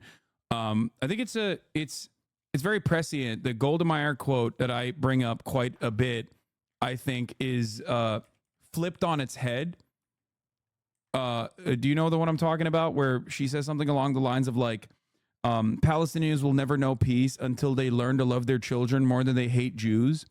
And I think that is much like many of the things that Zionists have said time and time again about like both the inception of the state of Israel and the defenses for why Israel must maintain an apartheid, has always been a case of pure projection. Like I've never seen something so perfectly devoid of any kind of logic and just like almost entirely flipped on its head. Where I think that there's truth to what Goldemeyer is saying, as long as you flip the script, flip the narrative, and talk about how Israel will never know peace until they learn to love their own children and want to protect them more than they want to kill Arabs and Palestinians as a whole. And I think that what you brought up as far as 60% of Palestinian children facing malnourishment, that predates October 7 and the subsequent siege that occurred and is still ongoing, is a perfect demonstration of why October 7 happened to begin with. This does not make it right. This does not make it good. It is still a tragedy. There were still acts that certainly can be clarified as acts of terror, considering that there were civilians who were targeted and killed in the process. However, while it was unprecedented, it was not unexpected in any sense of the word. You cannot push people into a corner, back them, jail them, humiliate them for 75 years, and expect them to be servile and expect them to not want to resist. It's a very normal human condition, something that gets lost in this conversation, I think. Having said that, however, I want to move on to, I guess, now that we've discussed the changing of the narrative, especially amongst the youth, some of the ways in which our organs of propaganda are reacting to that change. And I do feel like there's a sense of desperation here, especially as it pertains to like the TikTok ban. The TikTok ban has been a very pressing point of conversation. They've brought it up on numerous occasions. Now AIPAC has also involved themselves in trying to get TikTok banned. There was a leaked audio of the president ADL, which for those of you who don't know is the Anti-Defamation League, but I like to call it the Apartheid Defense League, had been warning about how TikTok was brainwashing the youth into repeating Hamas and Iranian propaganda, as he said. Those were the words he used. And now American Congress, both for financial gain and also now as a matter of, in their opinion, national security, want to move the ownership of TikTok away from ByteDance and give it to the hands of a trusted American capitalist instead. Do you think that will? Do you think that there's any chance that something like this would pass? I mean, what does that say about American hypocrisy as far as free speech? What are your thoughts on that? Of course, there is a very strong chance it will pass. I'll be surprised if it doesn't pass. But Hassan, allow me, I need to make a point regarding the storming of the wall of shame around Gaza on the 7th of October. Yeah. Because one of the reasons why I'm being vilified and disinvited and demonized here in Europe, at least, is because on the 8th of October, I made a very staunch separation between two separate issues. One is the atrocities that were committed by members of Hamas against civilians. I condemn every single atrocity, whomever the perpetrator might be or the victim.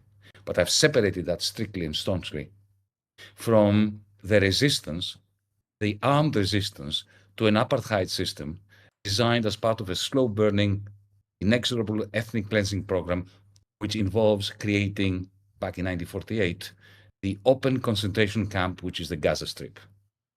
Resistance to that wall, to that barbed wire, bringing it down, armed resistance to that is not only a right of the Palestinians who are encased inside that barbed wire, it is a duty. The same way that prisoners of war, according to the Geneva Convention, have not only a right, but a duty to try to escape. The 2.2 million Gazans have a duty to themselves to resist and tear down that bloody wall. That is a separate issue from the condemnation of attacks on civilians. I need to be very clear on this. Let's go back to TikTok. No, well, you and I are both on the exact same page. I always make this separation that, like, although terrorism is a political designation for non-state actors, regardless of ideology, regardless of what their cause is, whether it's moral or immoral, just or unjust, ultimately, the way I classify our understanding of what it means to do terrorism colloquially, I classify that as targeting civilian populations, regardless of, devoid of political ideology. I think that is the line that must be drawn in these circumstances. And so I do agree with you on what you said as well. That was something, I said something similar on October 8th as well. Didn't stop everybody from still pouncing and saying that I love decapitating babies and that I am Hasanabi. Me also being from a Muslim background as a Turkish person, by the way, sorry, I am Turkish. I don't know if you know that, but I do know that. I say that in one. Listen, you and I are post-Ottoman. That's what we are. We share our post-Ottoman identity. It's true. My grandparents are on my father's side are from Selanik and Crete, actually. So, although I've never been to Greece. We are a very good example of ethnic cleansing. The Greeks ethnically cleansed the Turks, and the Turks ethnically cleansed the Greeks. And the result was we are both poorer for this. Yeah. Well, I mean, but also we do have a lot of shared history and shared culture. I always joke about how, like, it's impossible to distinguish between Greek villages and Turkish villages. The only major distinction is like language and religion, which seemingly are big barriers for a lot of people. It's a hang up for many people, even though we are obviously aligned on class interests more so than anything else, as you and I both understand and recognize. Even culturally, I think Greek people and Turkish people are very similar. Food similar. People look the same. People have similar vibes in general. We are the same. We are the same. And I have to tell you that my Turkish comrades in Turkey, and I have a lot of them, who are fighting for the same causes that we are fighting here in Greece, you are fighting in the United States, and sometimes under harsher conditions, are the people that I admire the most. And unless we manage to join hands across the Aegean Sea, neither Greece nor Turkey will be free. Yeah, agreed. But yeah, going back to the TikTok ban, let's talk about that. Let me tell you about what I believe about TikTok. And this is something which is very close to my heart, because I've recently in the United States published, let me plug my recent book called Technofeudalism, What Killed Capitalism. In it, I delve into what I consider to be the most interesting economic and socioeconomic transformation of the last 10 years. We have a new form of capital, which are called cloud capital. It's what lives in your phone. TikTok is one example, but so is Google, and so on and so forth. My hypothesis, Hassan, is that this is a unique form of capital. Capital so far, up until we had algorithmic capital, or cloud capital, as I call it. What was capital? It was produced means of production, things that you create in order to build other stuff, like, you have a tractor in order to produce corn. You have a steam engine in order to produce textiles. But with what lives inside TikTok, what lives inside YouTube or Facebook or Amazon.com for that matter, it's a produced means of behavior modification, not of producing anything. Jeff Bezos is not producing anything. He's just produced the capital with which he has created a fiefdom in which he encases buyers and sellers. He doesn't produce anything himself, but he charges 40% rent on the deals that are struck by buyers and sellers. And anyone who owns that cloud capital is immensely powerful. They have a remarkable new powers to extract value from others, whether they are proletarians, petty bourgeois, even small-scale, old-fashioned capitalists. Why am I telling you all this? Because if you think about it, there are two locations on the planet where cloud capital is concentrated. Europe doesn't have any. India doesn't have any. Africa doesn't have any. It's the United States and China. Why did Donald Trump start the Cold War, the new Cold War between the United States and China? It's not Taiwan. This is a very boring, a very lazy explanation. China's position on Taiwan never changed. It's not the fact that the Chinese are spying on the Americans, as if the Americans are not spying on everyone. It's not the military buildup of China until I see military naval vessels of the Chinese Navy patrolling California or, just outside Virginia. It's really unbelievable that they are worried about the Chinese military prowess. No, it's because the Chinese have developed their own big tech, and they have an advantage over the American big tech. And let me tell you what my hypothesis is as to the nature of that advantage. In the United States, you have Silicon Valley, big tech, and you have Wall Street, two centers of massive power. Wall Street extracts huge financial rents from the rest of the world, primarily, of course, in the United States, and big tech extracts what I call cloud rents, algorithmic rents, call them if you want, right? The two of them, though, have not merged because Wall Street will never allow Apple or Google to take over its capacity, Goldman Sachs or JP Morgan's capacity to extract financial rents. So cloud capital and financial capital in the United States are divided and in a kind of rivalry. In China, they have merged. Under the Communist Party, their cloud capital and the financial system have been merged. There is this app called WeChat, before we go to TikTok, which provides free banking to everyone. Free banking to everyone. You can make transactions to anybody independently of where they are banking. Imagine that in the United States, Wall Street would never allow that. Well, Elon Musk wanted to do that. I'm just kidding. He's not. But Goldman Sachs will not allow him. Well, Goldman Sachs, I think his own incompetence will never allow him, but that's besides the point. Well, yes, indeed. Even if you had the most competent version of Elon Musk, Wall Street would murder him, would find a way of annihilating him. Whereas in China, they have merged. Add to that the fact that the Chinese central bank is now providing, did you know that? It's providing free digital wallets to everyone who wants them. Even you can have one. You don't have to be Chinese. And with that, you have free transactions in one, of course. Now, so far, this is not a threat or hasn't been a threat to the preponderance of the power of the American dollar because the Chinese capitalists themselves want dollars and they want the dollar system. They do not want the one system.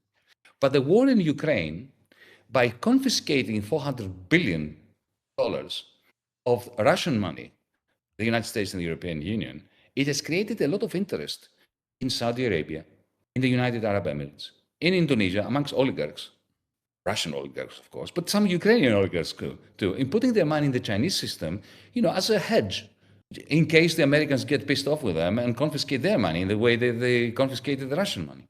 So that capacity of Chinese cloud capital and cloud finance to create a clear and present danger to the monopoly of the international payment system based on the dollar.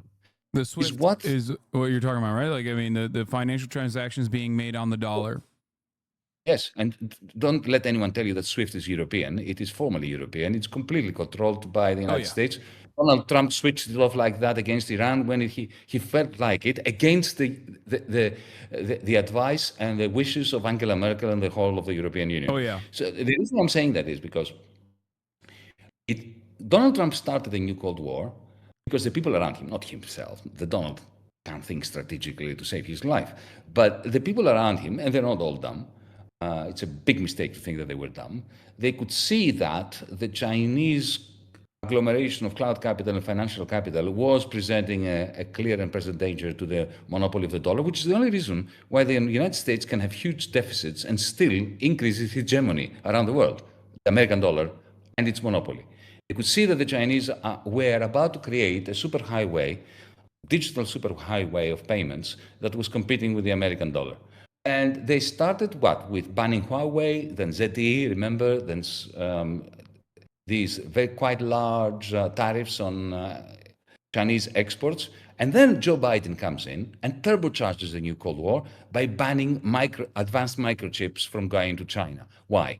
in order to slow down the development of this super highway, digital highway of Chinese financial and big tech capital. TikTok was always going to be one, Donald Trump has been talking about TikTok a long time because it's part of this attempt to bring down Chinese big tech.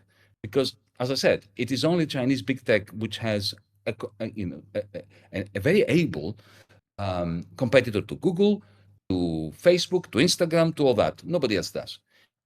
So TikTok was always going to be targeted. Then comes Gaza. And I'm sure you have experienced that. My tweets on Gaza are not seen by anyone. I have 1.2 million followers. Almost no one sees my tweets because the algorithm owned by Elon Musk makes sure that when I tweet something about Gaza, me and my dog only hear it or hear the tweeting sounds. But TikTok is very different because they cannot control it. So they already had a reason to ban or take over, Americanize TikTok. And now they have an even greater one. And they never let a little crisis like Gaza go to waste when they have a long-term new Cold War program for defunking Chinese big tech. But I don't think they will manage to do it. Even if they take over TikTok in the United States, even if they ban it, I think the United States establishment is on a losing streak. Yeah. No, I absolutely agree. I think one of the reasons for that is because, and I guess I hate to admit this, but like the Dengist gambit, as I like to call it, is a very successful one because the greatest weakness that Western liberal capitalist democracies presents is their actual biggest strength, the strength of like social liberties, civil liberties to a certain degree, of course, but more importantly, treats, the treat economy, as Matt Christman used to call it, of Trabo Trap House.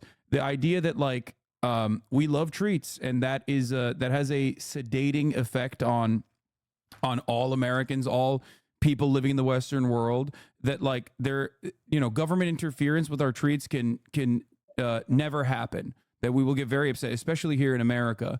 Like a big part of the COVID lockdown protests originally were not on the virtue of like, oh, we can't get money, we can't work, but it was actually about like not being able to get a haircut, not being able to go to Applebee's. And while it seems really silly, I think that our appetite for that sort of thing was very, very usefully weaponized, I guess, in some respects, by the Dengist government at the time. And that paired up with obviously the interests of capitalists that were consistently in the face of profit rates declining, wanted to squeeze out as much profits as possible by outsourcing labor to China, which was going to be very cheap. So that I think was obviously very successful in bringing about this incredibly prosperous Chinese development over the course of the past couple of decades. And I think a very similar dynamic exists within TikTok as well. Obviously, social media is heavily regulated internally in China. TikTok doesn't exist in China. They have Douyin. They have a different version of TikTok in China. And yet, they have a very valuable Western-facing product that America only makes up, I think, like 10% of the market share on, which or the user base on. I'm sure that like they probably generate a lot more value from the American market in general. But overall, it has been phenomenally successful because it offers, in the simplest terms, what Americans want to see. It's very good at giving you exactly what you want to see. It's very good at being addictive. The lack of restriction and the lack of regulation that is at the core of, I guess, like American identity, American individualism, is what is inevitably causing our own downfall in many respects. If you were to think about TikTok as though it's like is a very successful product, a successful product that does not exist in China, and the very same product exists very differently in China, as a matter of fact. Does that make sense? Absolutely, absolutely. The small mercies in Western life that you describe as treats have always been marketized and commodified superbly by American conglomerates, whether this was Coca-Cola or McDonald's or Hershey's or whatever. We've seen this in Mad Men with Don Draper doing a fantastic job at commodifying all this. You know, commodifying nostalgia, commodifying the need for escapism and all that. Meanwhile, the deal between the United States and China that Washington understood as the backbone for the great friendship, the love-in between Washington and Beijing, beginning with Nixon in Beijing, the American authorities thought of it as a straightforward, old-fashioned trade thing. You know, aluminum is produced no longer in the United States, produced in Shanghai, it's shipped over, it goes through the process of the customs office. The American government can control the tariffs, it can control how much aluminum goes in, they can slow down the degree to, you know, the speed at which aluminum is going into the United States. In other words, it's done under the terms of the United States. The Chinese capitalists producing the aluminum depend on the dollar. They keep their money in Wall Street. They buy real estate in Miami, so they are controlled. They are forced essentially because they have no other alternative to buy U.S. Treasury bills. Essentially, the Chinese profits become a fund, a slush fund for the American government to run large deficits.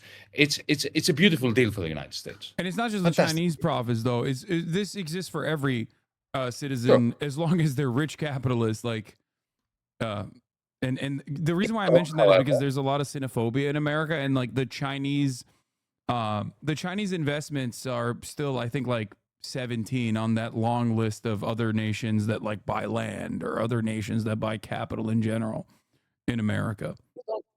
There is very heavily restricted on what they can buy by the United States. They have to keep their money in the dollar system, but you know, if they try to buy Google, they will not be allowed. Even the Japanese now are not allowed to buy, you know, US a steel Steel company. Yeah. But here is the great contrast between aluminum, which I use as an example. I could have used cars, I could have used clothes, textiles, whatever. TikTok is very different because TikTok is not produced in China. TikTok is produced by you guys in the United States because, you know, the capital that is necessary to create TikTok is tiny. You know, of course, by your standards and mine is large, all the servers and the stuff. But in terms of, you know, the greater scheme of things, there's not that much.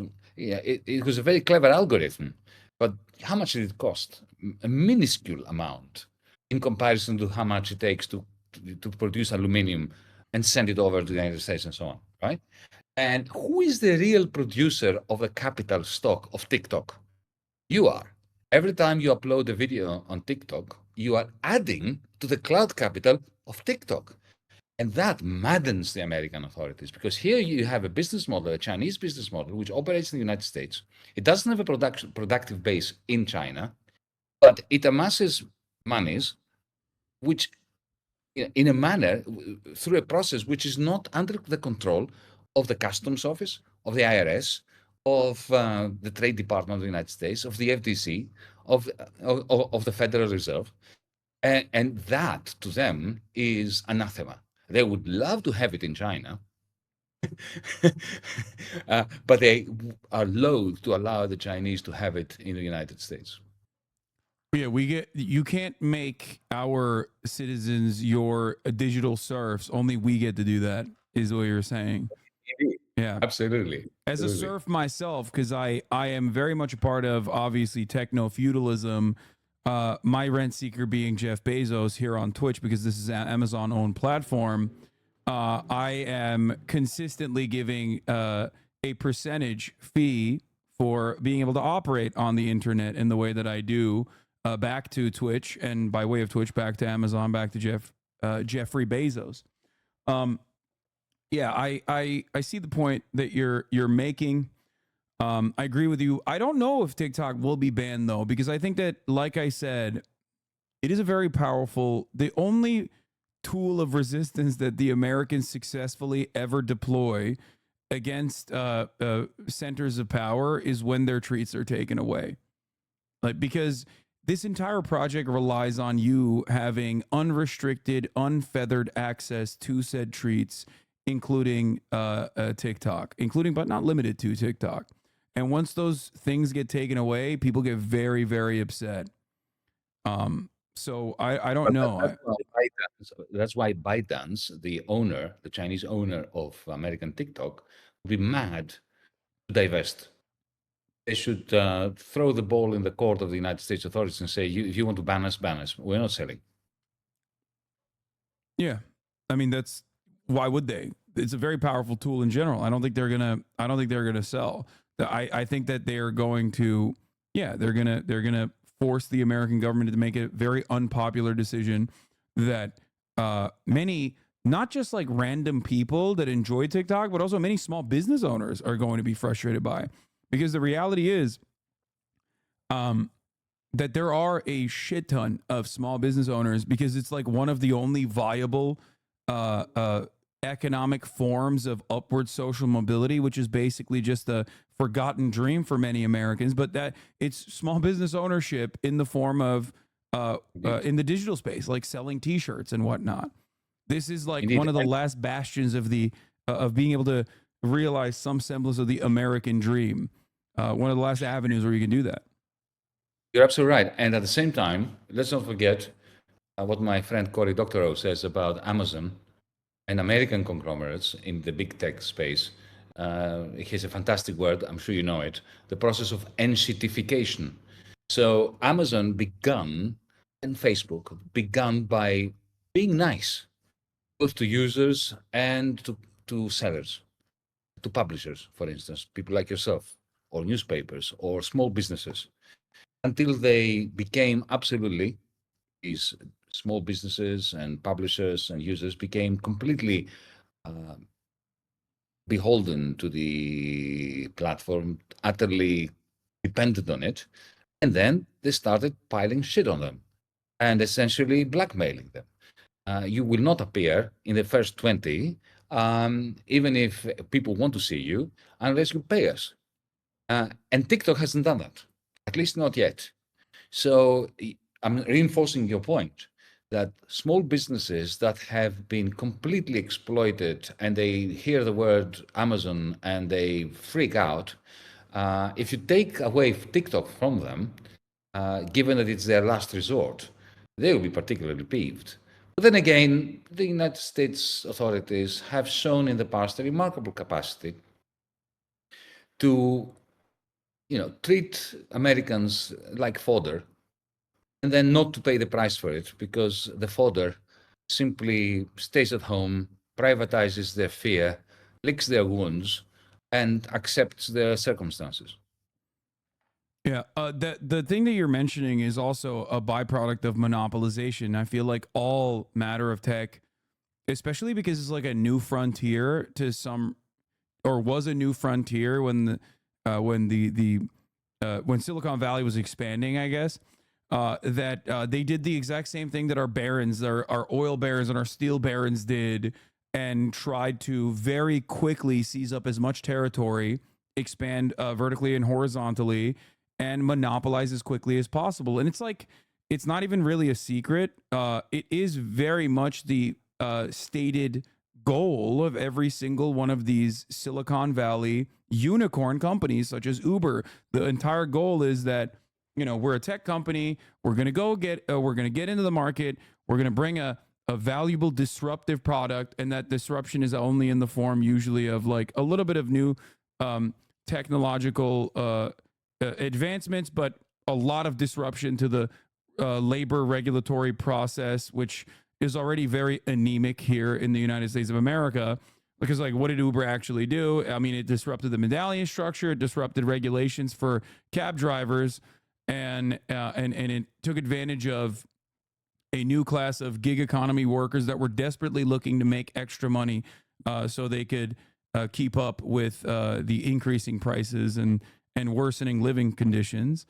And their overall stated goal was to monopolize. And once you reach market monopoly, or at least like you're a valid enough oligopoly or duopoly or an oligopoly, then you can get away with slowly but surely ruining exactly what made you so disruptive and so successful in the first place, by slowly but surely lowering the quality of the delivery mechanism, like when we're talking about Amazon, or consistently trying to further erode labor protections and consistently and very successfully raising the prices of the product that you're delivering.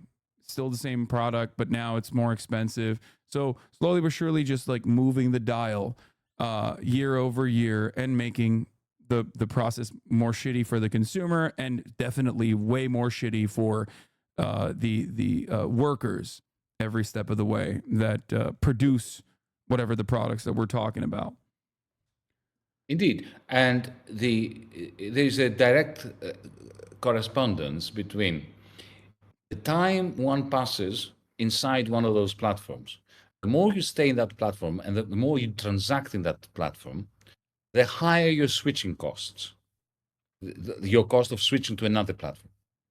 So if you're on Twitter and you interact a lot, you get more followers. Like you with Twitch, you have more and more followers. Every follower that is added to your list makes it more expensive for you, okay, to move to another platform, because you lose the capital that you've built up, the social capital, right? So as your switching costs increase, the degree of exploitation that you suffer from the owner of that cloud capital is increased, because he can do it or she can do it without fearing that you will switch, because your switching costs have increased. This is a business model. This is why I call this a fiefdom. These are not more. It's worse than monopolies, Hassan. Because take Ford Motor Company, right? I mean, Henry Ford tried to monopolize the car business, and to a large extent, he succeeded, with maybe competing only against General Motors and a little bit with Chrysler in the good old days. But he was building the bloody car that he was selling you. Number one, right? He had skin in the product, so to speak. Secondly, he didn't sell you an oven as well. He didn't sell you a book or an electric bicycle at the same time. And moreover, and that's the most important thing, the capital he used to produce the Model T was not simultaneously messing with your brain. Because Amazon.com, to give an example, or Uber, it doesn't matter which one we take as an example, the same algorithm that trains you to train it, to train you to train it, to put a desire into your head, sells you the shit as well, and extracts 40% from the capitalist who sold it to you. And it is the same algorithm that runs like automata the workers of Amazon in the warehouses. And it is the same AI algorithm, exactly the same algorithm that predicts with very high probability of success in which warehouse there is a probability, an increased probability of unionization, and then shuts that warehouse down or fires everybody. That is not a monopoly. This is why I say, welcome to technofeudalism. This is feudalism. This is not even capitalism. It's not a monopoly.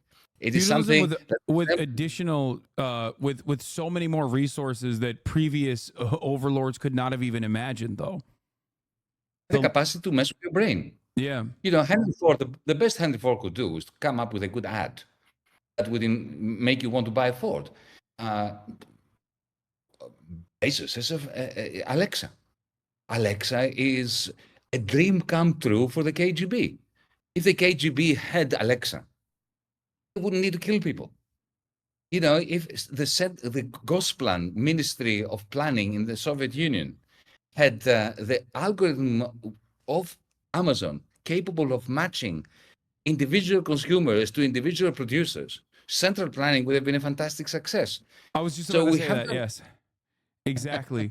But so that actually is a really interesting point that you just brought up, because don't you think that like if we magically had these exact same tools at our disposal, but somehow not even through class struggle, let's say I'm I'm a left com or something all of a sudden. And I think that magically the contradictions caused capitalism to collapse, and everyone is a socialist now.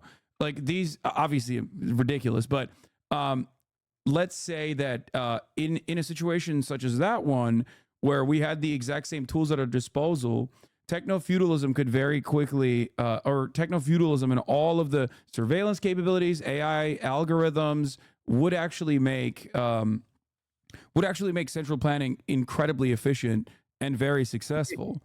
It would be like, I mean, isn't this like the early assessment before the technology actually caught up to this idea? But wasn't this like the attitude in Chile as well? What was the thing that they were working on? The central programming. Cybernetics. Yeah. The cybernetics. Cybersyn, yeah.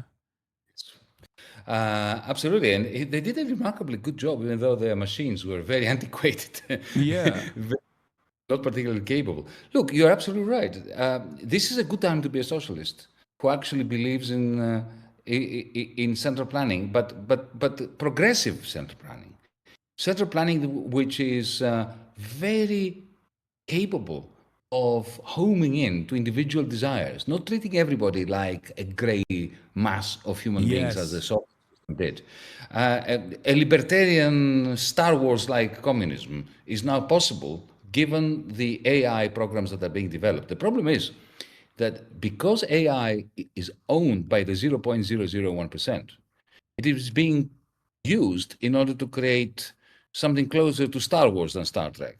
You know, a kind of empire striking back and creating one war after the other, both within our communities and between our societies. So the old lefty vision of grabbing the ownership of the means of production, but now it's not just the means of production or distribution or exchange, but it's also the means of communication, what I call cloud capital. Socializing cloud capital is the only way that the liberal individual can live again. It is the only way that we can be free. You know, otherwise our mind chains will keep us enslaved in the interests of the Jeff Bezoses and the Mark Zuckerbergs of the world. And once we have reclaimed our minds through socializing cloud capital, we can put it to work to create a new cloud capital commons. So imagine, instead of the algorithm of Uber being used to exploit drivers and users and our data and all that, imagine if it was in the service of a cooperative which owns the cloud capital and which operates on the basis of one worker or one driver, one share, one vote. And imagine that was the case in every enterprise, in every sector. Then we would have libertarian, liberal capitalism. Sorry, communism. When you say libertarian, though, it's important to understand the distinction between you using the term libertarianism and what Americans understand. I don't think you're using it in the American anarcho-capitalist way. You mean libertarian in like the political theory. I use it in the old-fashioned anarcho-syndicalist fashion, where you see the problem with anarcho-capitalists is that there's nothing anarchic about them. Yeah, it's built upon an unjustifiable hierarchy. Obviously, the class dynamic there is like nobody can. Supposedly, they believe in freedom, but the only freedom they truly believe in is the freedom of conglomerates to enslave everyone. That's what the Millets of the world and the American libertarians. But for me, you see, I do believe in libertarian communism in the sense that it sounds like a contradiction. It isn't a contradiction. I mean, Karl Marx was clear in his hatred of the state. He said that under communism, the state would wither.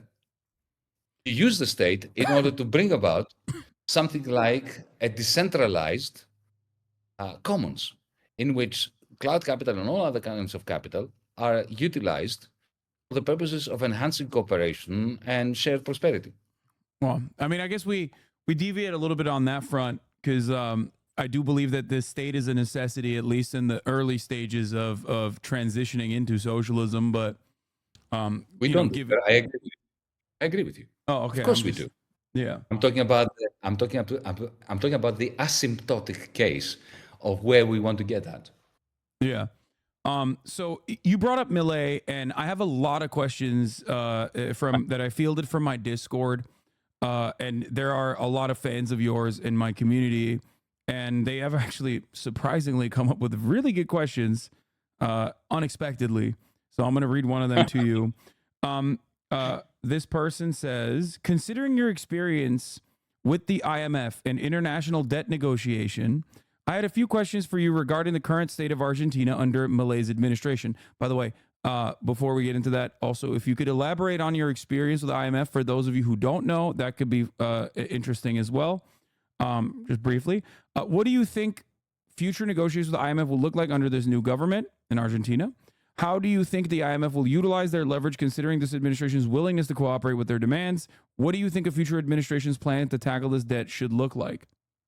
Firstly, my experience, I was elected in 2015 finance minister of Greece at a time when Greece was, well, still is, but it had already become back then absolutely bankrupt. We were the most bankrupt European country.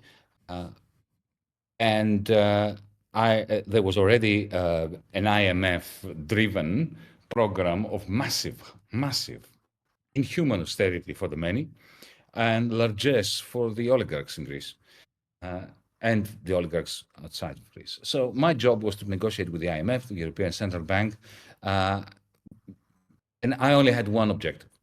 My own objective was to haircut, to delete a large part of the Greek debt, because if you're in debt bondage, then you simply have no sovereignty and you just don't exist. So that's my background. Milei, what's his negotiation with the IMF like? Well, it is a negative negotiation. It is the opposite of a negotiation. The IMF are complaining, and I've spoken to people in the IMF with whom I still have some contacts. They are complaining that he is doing too much of what they had asked for. So it's a bit like, me and you negotiating. I want to buy a house, and you're asking 500,000, and I'm offering you $1 million. That's Milei's negotiation with the IMF. The IMF asked for a little bit of austerity. He got them 3 times more austerity.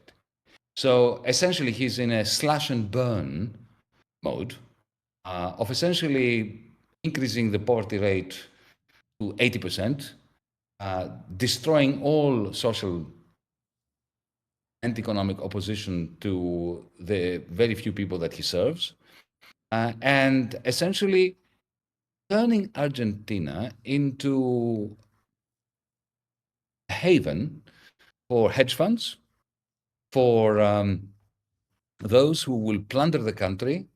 They will dollarize the assets that they will plunder, and the people will be treated like surplus to requirements. A lot of them will have to migrate.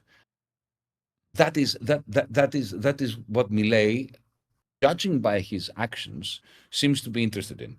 Now, what should Argentina do? Argentina should default on its debts. And it was a previous administration, which, or 2 administrations before that, that had absolutely inexcusably, after it was all over, after the original default by Argentina had been accepted by almost everyone, including hedge funds, that cretinous government, the name of the president escapes me, who is now supporting Milei, essentially went to the IMF to borrow tens of billions of dollars in order to repay creditors who had lost hope that they would get their money back. And the only reason he did that, he didn't have to do that. The only reason he did it was because debt is power for the rich. He wanted his own government to be even more indebted in order to have an excuse for imposing more austerity on his people, because austerity for the many increases the bargaining power of the oligarchs. Won't this inevitably, the thing is, although it is kept up by international interests, Western interests in general, Western capitals in general, but doesn't this only accelerate the demise? One thing that I see is that under, I guess, neoliberal regimes all around the world, one thing that we see is that the contradictions become more apparent to those in the working class, given, I guess, almost a century of Red Scare propaganda, and also concerted efforts from the capital owners completely gutting any kind of like labor solidarity that could have existed or any form that does exist. I feel like there is no counterbalance in any of these countries with respect to class solidarity and also a genuine push in the right direction, where I feel like we are slowly decaying. As capitalism inevitably decays, we are slowly decaying alongside it. And in prior instances, I guess, given the way that the division of labor worked, given the assembly line structure that made it more permissible to do some kind of organizing, to unite alongside our relations to the means of production, I don't see a very positive outcome in all of this beyond our at first creeping walk towards fascism, and now, you know, bouldering towards fascism that will inevitably restore order in the decay. Do you feel like I'm wrong? Is there a sense of, is there something to hold out hope for? We are on the same page. There is no guarantee whatsoever that the immiseration of the working class is going to create class solidarity and a rebound of progressive politics. I was young when Margaret Thatcher was doing her thing in the United Kingdom, even before Ronald Reagan started imitating her in the United States. I lived in the United Kingdom. We used to say, I remember when unemployment rose from 700,000 to 4.5 million in a year and a half. From 700,000 to 4.5 million in a year and a half. Leftists like myself were saying, oh, well, you know, that will teach the working class in Britain a lesson. Now they will have to respond. No, they did not respond. They became more right-wing. In the end, you know, they ended up becoming more nationalist, more xenophobic, or disenfranchised, or divided, or betrayed by their own political representatives, the Labour Party in the United Kingdom, the Democrats in the United States. Similarly here, our people here in 2015, was when I was finance minister, put up a remarkable fight. And I have to say that I'm still moved to tears by the manner in which they embraced us when we were doing battle against the oligarchs, against the IMF, against the representatives of financial capital. 6 months into our office, my comrade who was prime minister essentially betrayed them. Did a U-turn, overthrew the people, as I say, and signed a deal with the IMF and with the rest.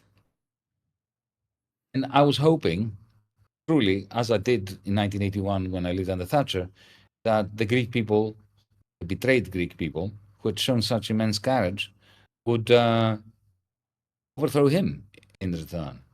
They didn't. As I said before, to use the same expression that I used in a different context, they privatized their fears, they privatized their despair, pure despair. They were depoliticized, they stopped voting. And in the end, when they voted again, it was only between two evils choosing the lesser one in terms of who would give them $100 more a month in the form of some kind of humiliating benefit. That is why there is no substitute to democratic politics, to organizing, never accepting defeat. There is no final defeat. There is no final victory. There are no guarantees. We may lose forever. And, you know, in any case, we're facing a climate catastrophe. But as I keep telling my friends and my comrades, I know I'm going to die. That is no reason for me to wake up in the morning and not to have, you know, vivacity and energy and try to make a good day of it. Yeah. One thing, powerful words. One thing that I wanted to tie this into was also brought up by some of the questioners in the Discord was anti-immigration. Anti-immigration is an issue that you and I align on. We're both internationalists, or I guess maybe even globalists. I don't know, whatever people consider. Internationalism is different than globalism. Yes, it's not about the extraction of natural resources from the global south and exploiting them for, developing cheap commodities, but instead about rising everyone up. But anti-immigration is unfortunately incredibly successful, even though it's just incredibly successful. We saw Hillary Clinton look at, even after she lost the election, she didn't stop talking about this issue. And I remember her saying something along the lines of like, Europe needs to cave and capitulate to the right a little bit on their xenophobic sentiment in order to stay in power. Now, at the time, that was a message that was idiotic, in my opinion, and it still is idiotic. However, I guess, 4, 5, 6, 7, now 8 years later, that message has been heard by neoliberals who are center left or portray themselves as center left, but are actually center right. Emmanuel Macron has pushed a lot of xenophobic sentiment, very anti-Islam. Islam is seen as like the new villains in Europe, even though they were, I guess, the old villains, the sick man of Europe, the Ottoman Empire, and the like. And it's creating ample ground for genuinely, openly ideological fascists to say, see, they agree with us that these immigrants are actually a problem and that we are the solution to that problem. These guys are fake. They're never going to be as cruel and as brutal as we are to the immigrants. We will be, however. And I think that xenophobia now is led the Democratic Party to also take a similar stance. I don't know if you're familiar, but Joe Biden has been advocating in the most idiotic ways possible for Donald Trump's own border wall, a comprehensive white nativist anti-immigration legislation, and trying to use that as like a political tool. And I think that the only lesson that Americans learn who are not super tuned into what's going on is that, like, yeah, immigration is a problem. And if immigration is a problem, of course the right is always going to be the ones who have the real solution, because the Democrats are supposed to be a counterbalance to that in our duopoly, and in what looks like a duopoly, and even parliamentary systems now, like with the Labour Party in the UK. And I feel like this is creating ample ground for the rise of genuine fascist parties. And I do fear that. I don't know how we push back against this. This question is, how can we both push back against the notion that refugees are economically damaging while not falling into the trap of analyzing the world in purely capitalistic economic terms? Because to fight this talking point on purely economic grounds is the seed ground of the capitalist that human beings must have economic value to find a place in society. Start. Hillary Clinton's advice to the center left in Europe was not only unethical and ideologically puerile, but it was also stupid from an efficacy point of view. Because let's face it, racism light can never beat full-blooded racism. You will never win against racists by presenting racism light. So what Joe Biden is doing now, being Trump light when it comes to the U.S.-Mexican border, is a sure recipe for defeat, even if you look at it cynically. Right? That's point number one. Point number two is that, look, Hassan, I've been worried about this since the mid-2000s, because as an economist, I could see that the Wall Street collapse, which happened in 2008, was inevitable. And that's when I got really, really scared, because I could see that what was going to happen in Wall Street was another 1929, our generation's, my generation's 1929. And what would follow would be, again, a monetary policy that was effectively socialism for the very few, for big business, combined with harsh austerity for the many. I could see that the left, and that includes me, so it's self-critical as well, we would fail, would all probably fail to put together a program that excites people and gives them hope, credible in their eyes, and the inevitable result of the discontent that austerity for the many and socialism for the big financiers and the big business would create would be xenophobia, just like in the mid-war period. I wasn't sure whether it would be the Jews or the Muslims or the Greeks or the Germans that would be the target of the new racists, or all of them together. Sometimes, the Greeks hate the Germans hate the Greeks. Everybody has a French. Anti-Semitism is always on the rise. whatever happens. Hating the French. Yes, indeed. I'm joking, of That's course, healthy. right? And you know, this is exactly what is happening. Now, my third point, and this is a source of great pain for me personally. I've had massive rows with comrades, former comrades on the left, who, for instance, embraced an anti-migration argument, an argument in favor of walls, of electrified fences, of impediments to migration. I think I know who you're talking about, but I won't say. Yeah, let's not mention her name. But it's not just one person. Quite a few. I was thinking of a him, but okay, go on. All right. So let's not mention persons. Go on. And you know, and sometimes they often try to couch this in Marxist terms. They even quote a letter that Marx had sent to somebody in New York, deploring the fact that Irish workers coming to the United States, to New Jersey in particular, and to New York City, they were suppressing the wages of the local proletariat.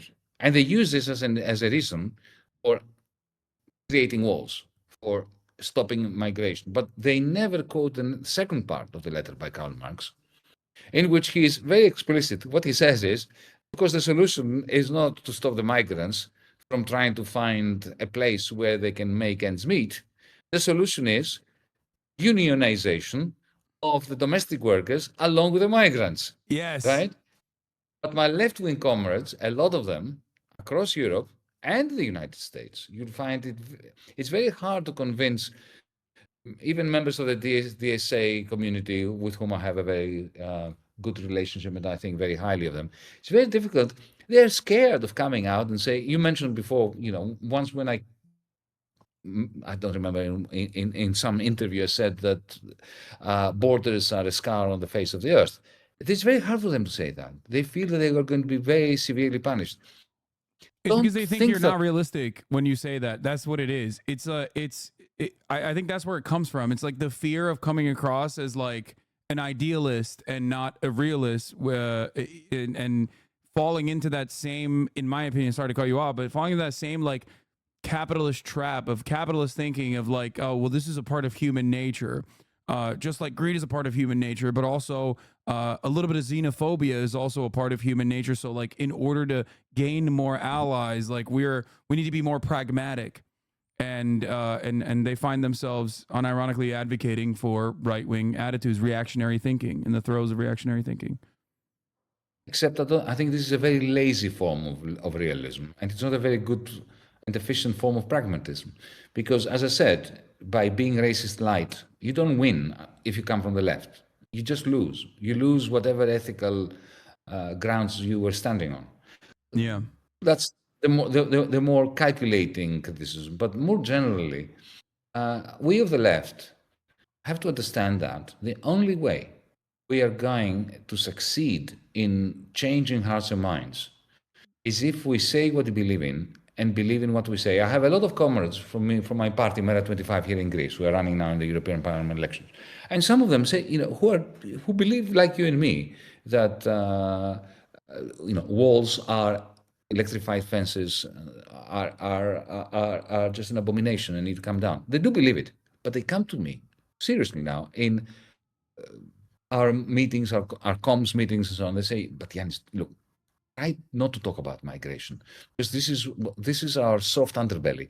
This is where, you know, we lose points when you speak out against the fence between Greece and Turkey, right? There's a big electrified fence now between Greece and Turkey, which didn't exist until a few years ago. Don't talk about too much. And I say, no, I will talk about it a lot, because this is how you distinguish yourself from the rest.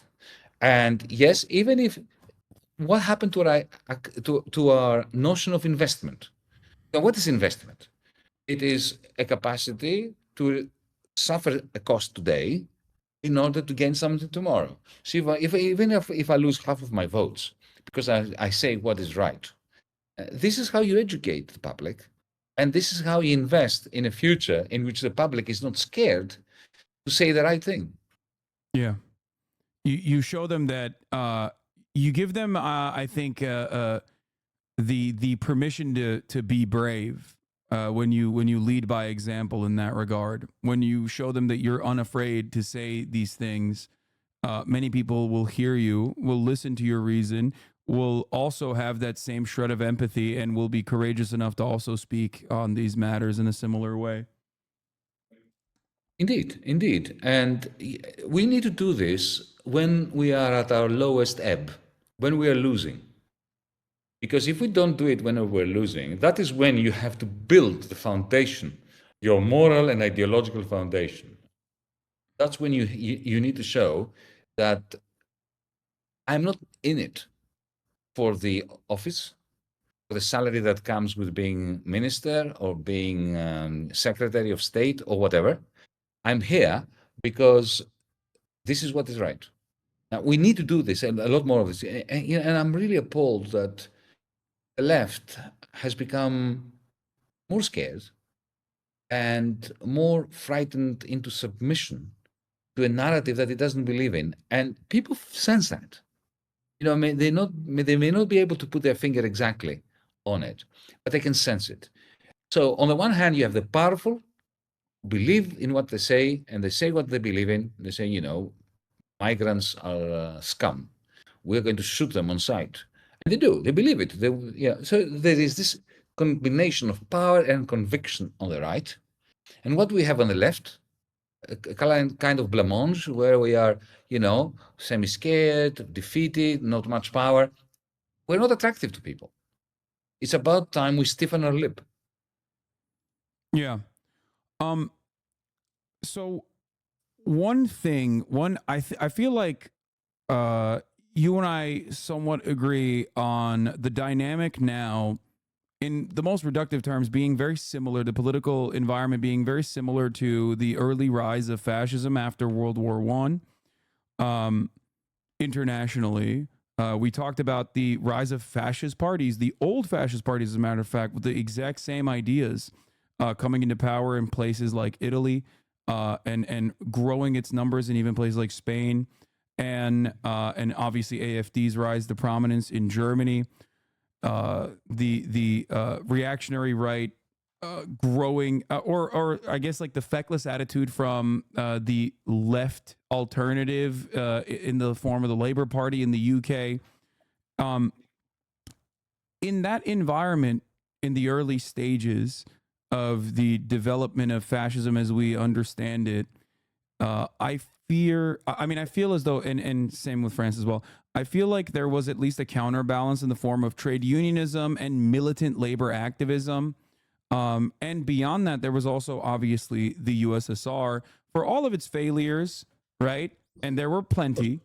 There was also I guess almost, and this is going to be not undialectical, but unmaterialist thinking here.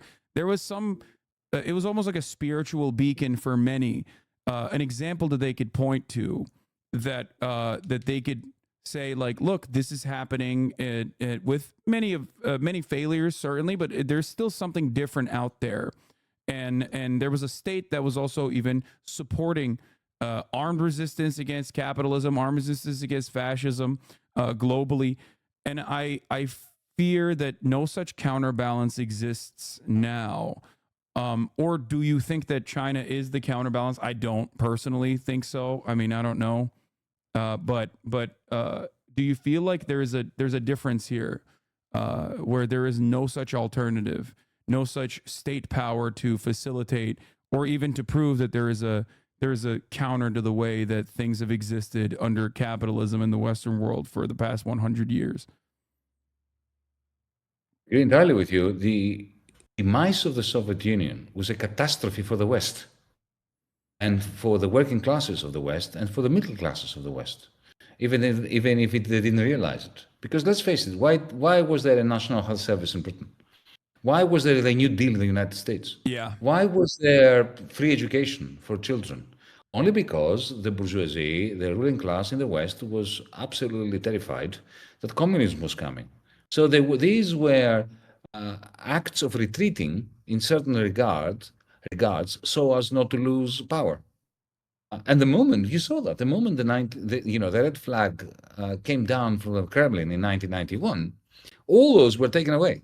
Suddenly, there was a rush to take away whatever benefits and public goods had been made available in order to prevent communism from coming to the West. So this is an interesting dialectical and a very delicious dialectical contradiction. The West, the capitalist West, by invading the Soviet Union in its very early days, it created a realm of fear and terror inside the Soviet Union that led to the rise of Stalin, to the Gulag, and so on. So the West caused the Soviet Union to become barbaric to a very large extent.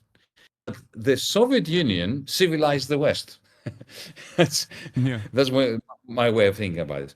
But let me talk about fascism here.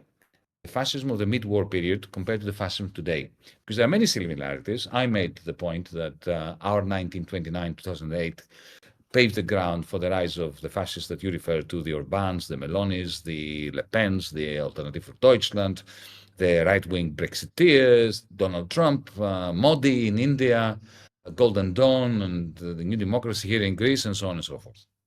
But there is a fundamental difference. One you mentioned.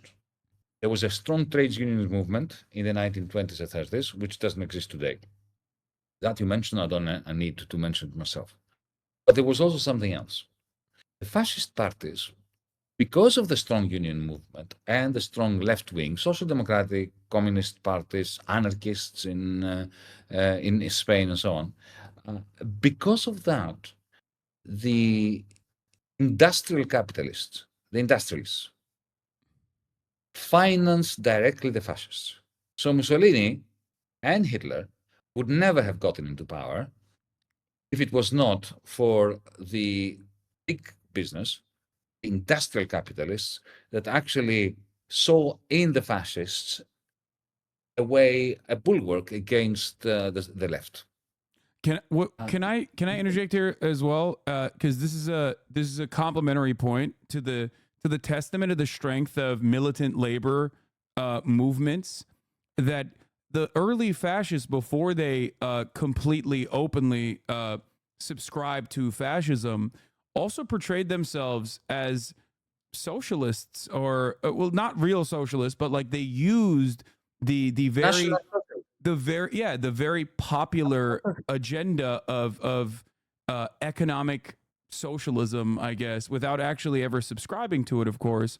But they still use that as a means to galvanize their base, or to bring more people onto their base. Something that I think Tucker Carlson has utilized as well, as a matter of fact, in American propaganda, where sometimes he'll say things where you're like, you're confused by, like, he sees the writing on the wall and will regularly use leftist thinking, economic populism. Donald Trump did this as well, as a matter of fact, like true economic populism, in order to develop a base of support without ever actually giving that base the things that he promised, and just only hyper-focusing on the nationalistic components as a means of control.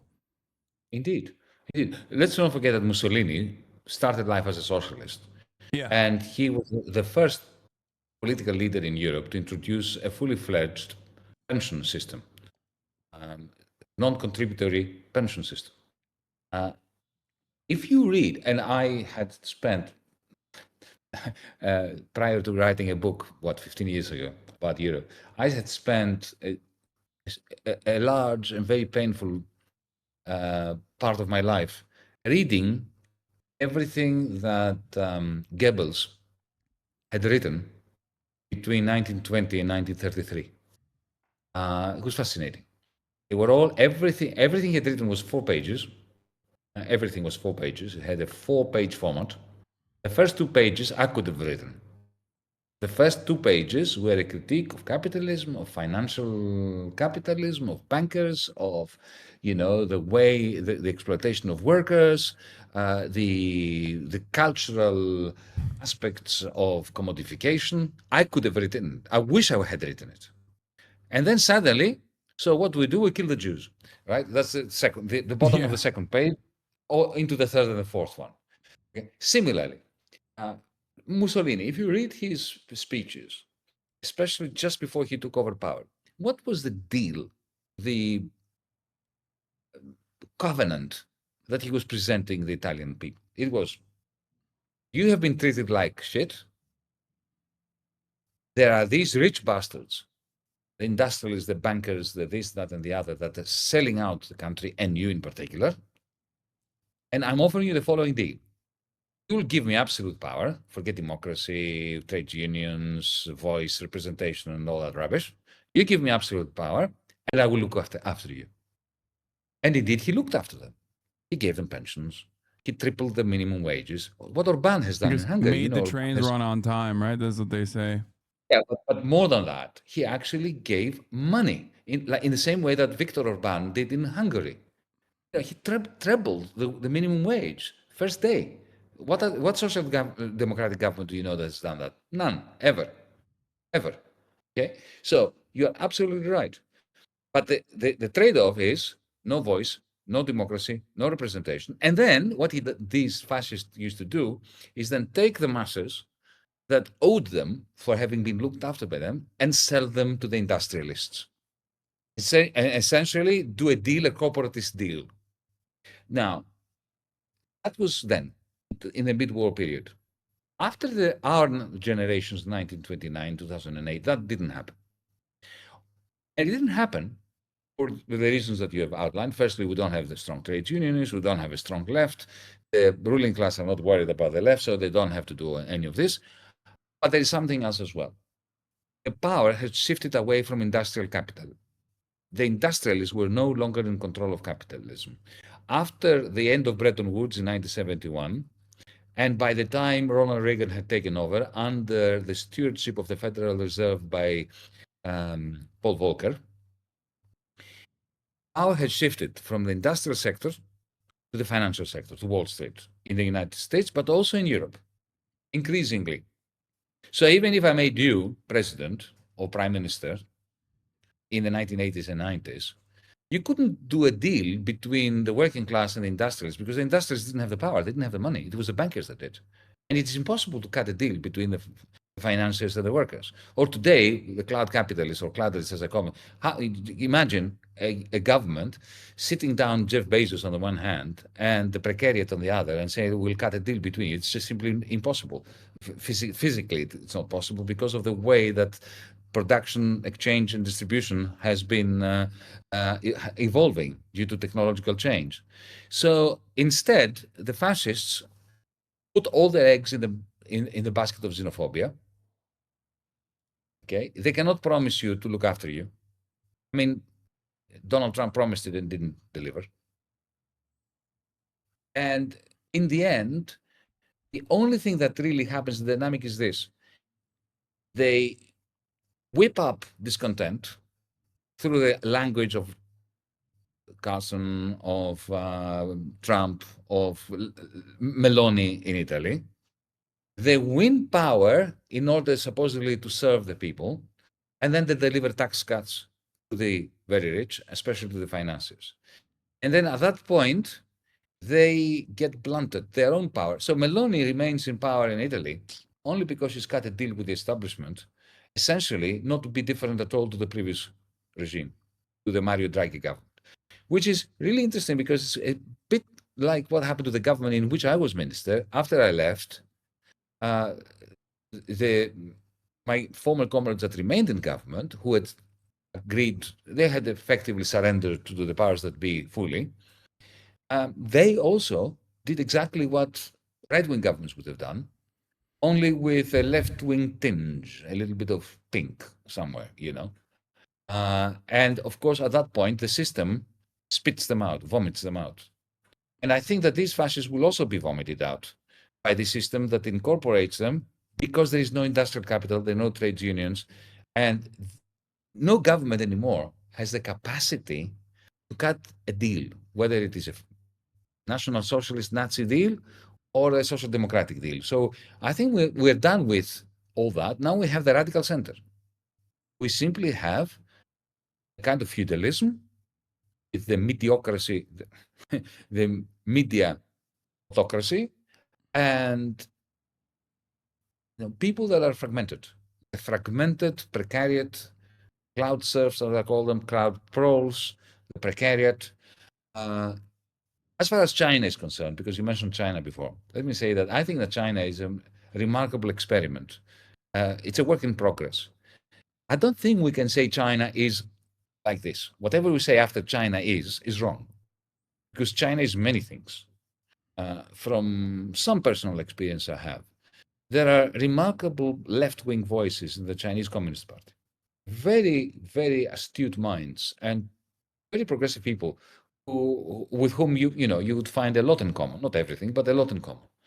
And they represent workers, cooperatives, prefectures, and so on. But in the same Communist Party Central Committee, you have representatives of big business. The aluminum producers that I was talking about before, the cloud capitalists. The more billionaires than any other party on the planet, sitting active party members. But that's what I'm saying. The class struggle in China is happening within the Central Committee of the Communist Party, and of course, it's completely behind closed doors. It's totally opaque to us to know what is going on. That is a great disadvantage, because opacity is never a friend of progress. But it is an interesting experiment. Let me give you another example. At some point, President Xi decided that the cloudalists, as I call them, the owners of cloud capital, the big tech of China, became too rich and too powerful. So he slapped them down. Yeah, he got rid of them. He said, no. We've given you the right to get rich, but not that rich. So Jack Ma, you can be a billionaire, bugger off. You're out of Alibaba. This is interesting. I wish we could have a system where, instead of the autocrat who occupies the position of the General Secretary of the Communist Party, we could have a citizens' assembly or, representatives of workers playing that role of slapping down those who acquire too much capital and therefore too much power to extract. Okay, I agree with what you're saying. Maybe I also like the visually, I like the idea of the Central Committee having closed door Maoist struggle sessions internally, where they're humiliating the counter-revolutionary billionaires potentially for engaging in counter-revolutionary sentiment. We have no way of understanding what the Chinese government is going to look like in the next 10 years, I don't think. That's why it's so funny when people always say oh, China is slated to collapse tomorrow. Not understanding that it's that you scoff at this as an economist, but the sentiment of those who at least care to follow China, even from a negative perspective, is almost always what I'm describing to you. If you go on YouTube and you search China, there are a million essays. If you go on Foreign Policy magazine, even though their attitude has shifted recently, the party line. They are following the party line. This is the Washington consensus, the Washington party line. At some point, it's amazing. We don't need in the United States a KGB. We don't need a communist party or a capitalist party, a reactionary party, because it operates as if there is one. You don't actually. No, people do it for free. The beauty of America. There is a party line. Suddenly, they all become anti-Chinese. All the analysts who were proclaiming China as the great capitalist success story, suddenly they are dumping on it, all of them together. Yeah. And that is not because something changed in China. That's because there's a new line, a new party line. Yeah. It's very interesting to see that. I mean, that can be talked about in every respect of even leftist organizing. Something as even when you look at the microcosm of leftist organizing, in the past we needed the American government needed COINTELPRO, right? That was a thing that the federal government openly utilized espionage to infiltrate leftist groups, to subvert them, and to cause division, and to either take over or eliminate them, right? And to spy on them and surveil on them. And yet nowadays, I don't think there is espionage of that sort. I don't think that the intelligence communities are engaging in that, because people do it to themselves anyway. People have adopted those aesthetics so firmly that like there is genuine momentum from those who consider themselves to be like leftists who or consider themselves to be socialists of different varieties, constantly infighting and finding new methods of sowing division, wrecking in the old party terminology. We are engaging in wrecking behavior all the time without even recognizing that we're doing it. Mm-hmm. We're volunteering our views to the owners. But at the same time, I have to tell you that as somebody who has, and that is official, this is not it's not hearsay and it's not my allegation. I've got a three-point NSA tap on me because of my relationship with Julian Assange. That has been established in the Madrid court in Spain. I have to say that the national security apparatus of the United States, even though you and I are volunteering our data through Amazon, through Google, and so on, they do not rely on big tech. They have their own equipment, they have their own systems, because they understand better than anyone that their own power within the hegemonic space that the United States has created over the last 70 years depends on large-scale capital belonging to them. They believe in state ownership of cloud capital with them at the controls. They understand that. But they're still operating at the behest of capital owners, though, right? Like, I feel like in the most reductive terms, like, the Chinese government owns the corporations, whereas in America and in Western capitalist nations, the corporations still own the government. So all the decision-making from the states, usually in the Western world, are done to advance the interests of the capital-owning class as a whole. But don't deny agency to the agents. They have some agent. Let me give you an example. In the 1960s, the American car industry was in the process of being wrecked by Japanese imports. Oh, yeah. And the United States could easily have slapped tariffs to prevent Toyotas and Mazdas and Hondas from coming into the country, right? They didn't. And that wasn't because they believed in free trade, but because they had a plan for using Japan as a proxy for United States power in East Asia. And they wanted a very strong industrial pylon supporting the American dollar in East Asia. And they understood that fully well. I've read transcripts in the Senate committee hearings and so on and so forth. And because they had failed in securing China as a vital space where the Japanese cars would be sold, they had to absorb them into the United States. So they actually went to General Motors and they went to Ford and said, okay, listen, we are going to let them in. That will decimate you, but don't worry. We will give you huge defense contracts and other ways of financializing yourself. So you ended up with General Motors becoming a financial company and not a car company.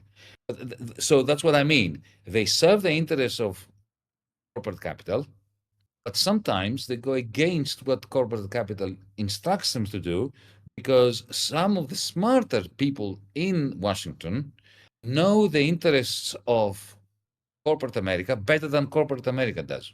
Oh, yeah, no, it still serves, because what you just described is still obviously imperialism, which I believe is a necessity under capitalism.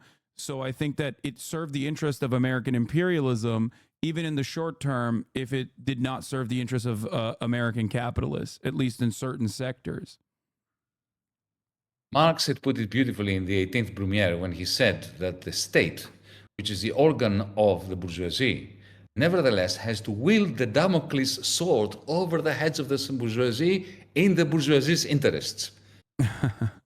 Yeah, they do the hard stuff sometimes, even if people don't see it, even if they don't have the understanding of an agenda, which, by the way, is yet another argument for the state operating in some way. That's why I think it's laughable to say that, like, the American state is disorganized, or rather there is no central planning of some sort. After all, our agricultural industry would not exist without severe subsidies, and that's a deliberate mechanism of the state to continue pushing in certain directions, whether it be our interest in fossil fuels, in the way that we subsidize our energy sector. I believe up until maybe like 2016, 2017, 85% of subsidies were still going to fossil fuel providers. So that's like, I think that our state is still operating at the behest of corporations, even when it doesn't seem like it in the short term. And some of those, I think some of those decisions, some of those gambles that we're making are short-sighted in comparison to how the Chinese state operates, as they very quickly seized on renewable energy as an important sector and as a growing sector. Partially, they probably couldn't engage in the same level of control over the fossil fuel sector, even though they had, I guess, coal. But they couldn't do that for oil, so they maybe moved in a pragmatic fashion towards working with like the countries that are very resource dense, as far as lithium and many of the minerals that we desperately need for both batteries and the like. But I feel like they are making the right gamble as a state, whereas the Western states are making the wrong gamble and are maybe too far gone to recognize that. Does that make sense? Yes, absolutely. Look, if you want to take an even a quite right-wing perspective on this, you come to the same conclusion that the Chinese Communist Party needs development of its people in order to maintain its legitimacy. The United States system doesn't need that. It simply seeks the reproduction of the capital of the corporate sector. That's all they need. They get their capacity to reproduce themselves politically through this faux democracy, this pretend democracy, with periodic elections that are designed to make sure that the demos is never allowed into the American democracy. And at the same time, they extract about 70% of the rest of the world's capitalist profits, which is recycled through Wall Street. So the Chinese simply looked around and they tried to imagine what the next fuel is. It's not going to be oil. It's going to be solar, and it will be wind, and it will be fission. And they're investing like hell on that. So, the Americans, the only thing that keeps the United States system going is the monopoly of the dollar system. They understand that. That's why they will, they will nuke anyone who tries to subsume or to subvert the power of the dollar. That we must remember. So, speaking of de-dollarization, I guess I have heard some of the things you've said about BRICS nations, which I think is hailed up as an alliance that it will inevitably destroy American currency and the power that it holds. I am not as big as a BRICS believer as I feel like you aren't either, no. Especially considering that like this allegiance is not held by any ideological underpinning. These are countries that are even ironically in conflict with one another. At least the I and the C are in conflict with one another with regular frequency. So what do you have to say to the BRICS defenders? Like, what is your assessment, for those of you who don't know, in the chat about the development of BRICS? While you also answer that, I'm going to run to the bathroom real quick, if you don't mind. Go ahead. I will talk to our audience. Go ahead. Yeah. There's 25,000 people listening to what you have to say. Oh, hello, 45,000 people. Okay, so I think that commentators, establishment commentators on the right, underestimate the importance of the BRICS. And my left-wing comrades overestimate the importance of the BRICS. We have. I mean, I would like to see that happening, except that I don't believe it will happen. We would like to see an alternative pole of socioeconomic power and geopolitical power emerging in order to counterbalance American imperialism.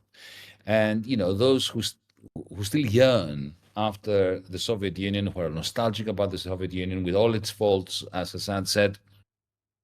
And they thought that, quite rightly so, that it was a counterbalance for the United States power. And they would like to say, okay, well, BRICS is the new USSR. Well, it isn't. And I think Hassan mentioned some of the reason why it isn't. There is no common political economy. What is the relationship between the political economy of South Africa, Saudi Arabia, which is now entering the BRICS, Russia, India, and China? They are just completely different kettles of fish. They are in conflict with one another. The most important aspect, however, of BRICS is a common cause they have. And that is the fear of what I was saying before, the power of the United States bestowed upon the United States by the monopoly of international payments. So if you want to make international payments, you're stuck with the dollar these days. The Chinese, again, as I was alluding to before, the Chinese have created a new superhighway for international payments, which Indian oligarchs, Saudi Arabian oligarchs, Russian oligarchs, Indonesian oligarchs, Malaysian oligarchs, of course, people from, the sheikhs from the United Arab Emirates, they would like to have access to, just in case. This is hedging their bets. They don't want to put all their eggs into the dollar system. That is what, if you look at the BRICS now, what is the interesting part of what the BRICS do? It is the BRICS payment system, which is an alternative to SWIFT. It's an alternative to the dollar system. That's very interesting. What else are they doing, which is interesting? They're creating an alternative to the IMF for the purposes of lending. Before Milei was elected in Argentina, one of the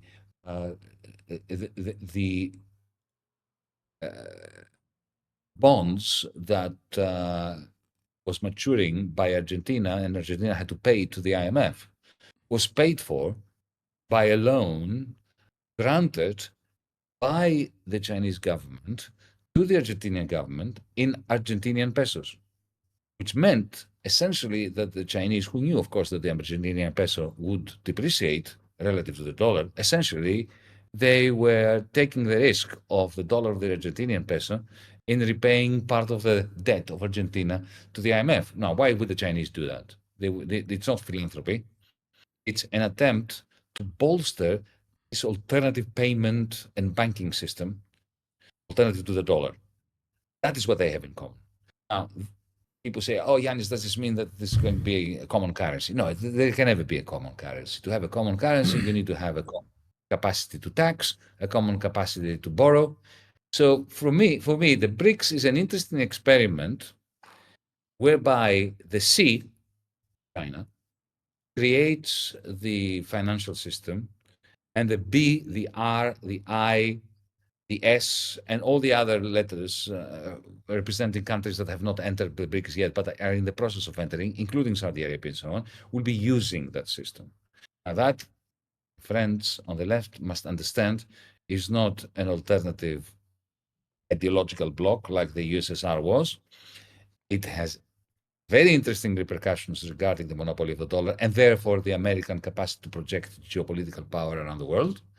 But it is work in progress. There are interesting aspects to it, but there's no guarantee that working people are going to benefit from it. Because let's face it, all these capitalists in the BRICS countries still have most of their money in the dollar system, and they want to keep it in the dollar system. Because if you are a producer of BYD cars in China, one of your investors is Warren Buffett. You want to sell them to the Americans. Why would you sell them to the Americans? Because the Americans have a great trade deficit. So the trade deficit of the United States is like a vacuum cleaner sucking BYD cars into the United States. And what do you get? You get dollars, right? So the BRICS payment system and so on for you is a backup mechanism, even if you're a Chinese capitalist. This is what my friends. That is, yes, this is what so unless the working class of China appropriates control of the BRICS payment system, it's good that the BRICS payment system will be created. But then we need the second step. The working class of China, of India, of South Africa and so on, to appropriate this BRICS payment system and make it work for them, not for the capitalists.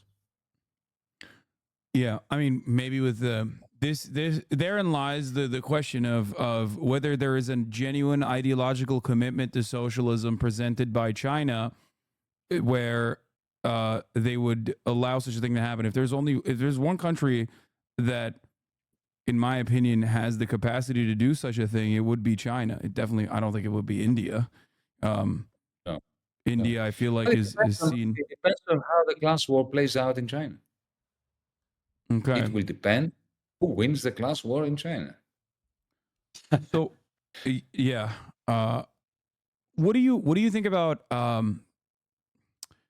This is not necessarily an argument, but it's just like something I think about a little bit with respect to comparing India's development to China's development and how differently things have played out. They're both to different degrees post-colonial countries in some respects that have been harmed by Western colonial interests, and yet one country seemingly is in the throes of fascism and is very much in favor by the Western capitalists as they present India not only as a emerging market but also as like a beacon of I guess capitalist development. I feel like they're definitely seen as like an ally by Western capitalists in a way that now China is not. China is presented as a threat. And yet when you look at the even development in China in comparison to no such even development in India, I feel like ideology plays a role there, no? I mean, or I guess like the interest of the government plays a little bit of a role there. Well, it does. Of course it does. Look, India is also a work in progress, but you're right. The fundamental difference is that it's not incorporated in the international recycling system, a system of recycling surpluses and deficits. India is a deficit country without a huge deficit, a lot of poverty. There is industrialization, but at the same time, there is so much cronyism and oligopolistic power, which is unchecked by government. It's a weak government. It's a government that only manages to gain such large percentages by essentially fomenting ethnic rivalries and oppression of one ethnic group by another ethnic group. This is not how the Chinese Communist Party did its accomplished its own management of the social economy of China. Already you see that before there was substantial development in India, the degree to which you have cartels forming that are extracting huge quantities of value from the middle class and the petty bourgeoisie and taking the money out of India. For instance, buying the government of the United Kingdom as well as its industry. Jaguar belongs to the Indians now.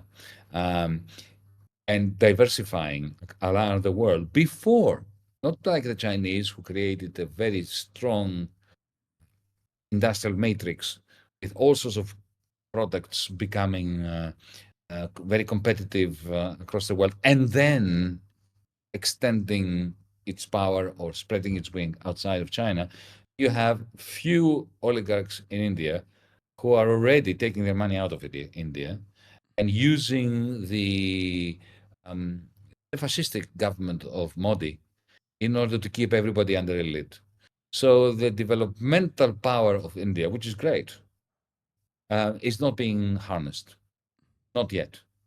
And the political game and the way it plays out is going to be essential in determining the chances of India, of the Indian working classes, for a modicum of shared prosperity, which the Chinese have succeeded in acquiring.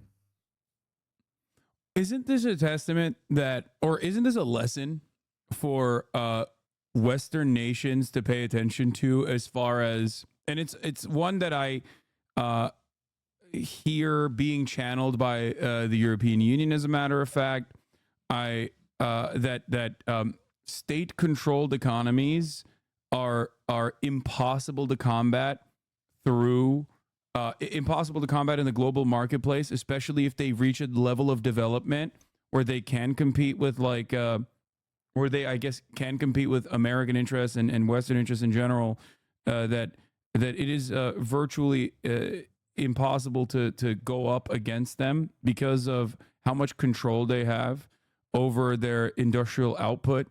Like they're not as weak and susceptible to the boom and bust cycle that capitalist forms of governance are.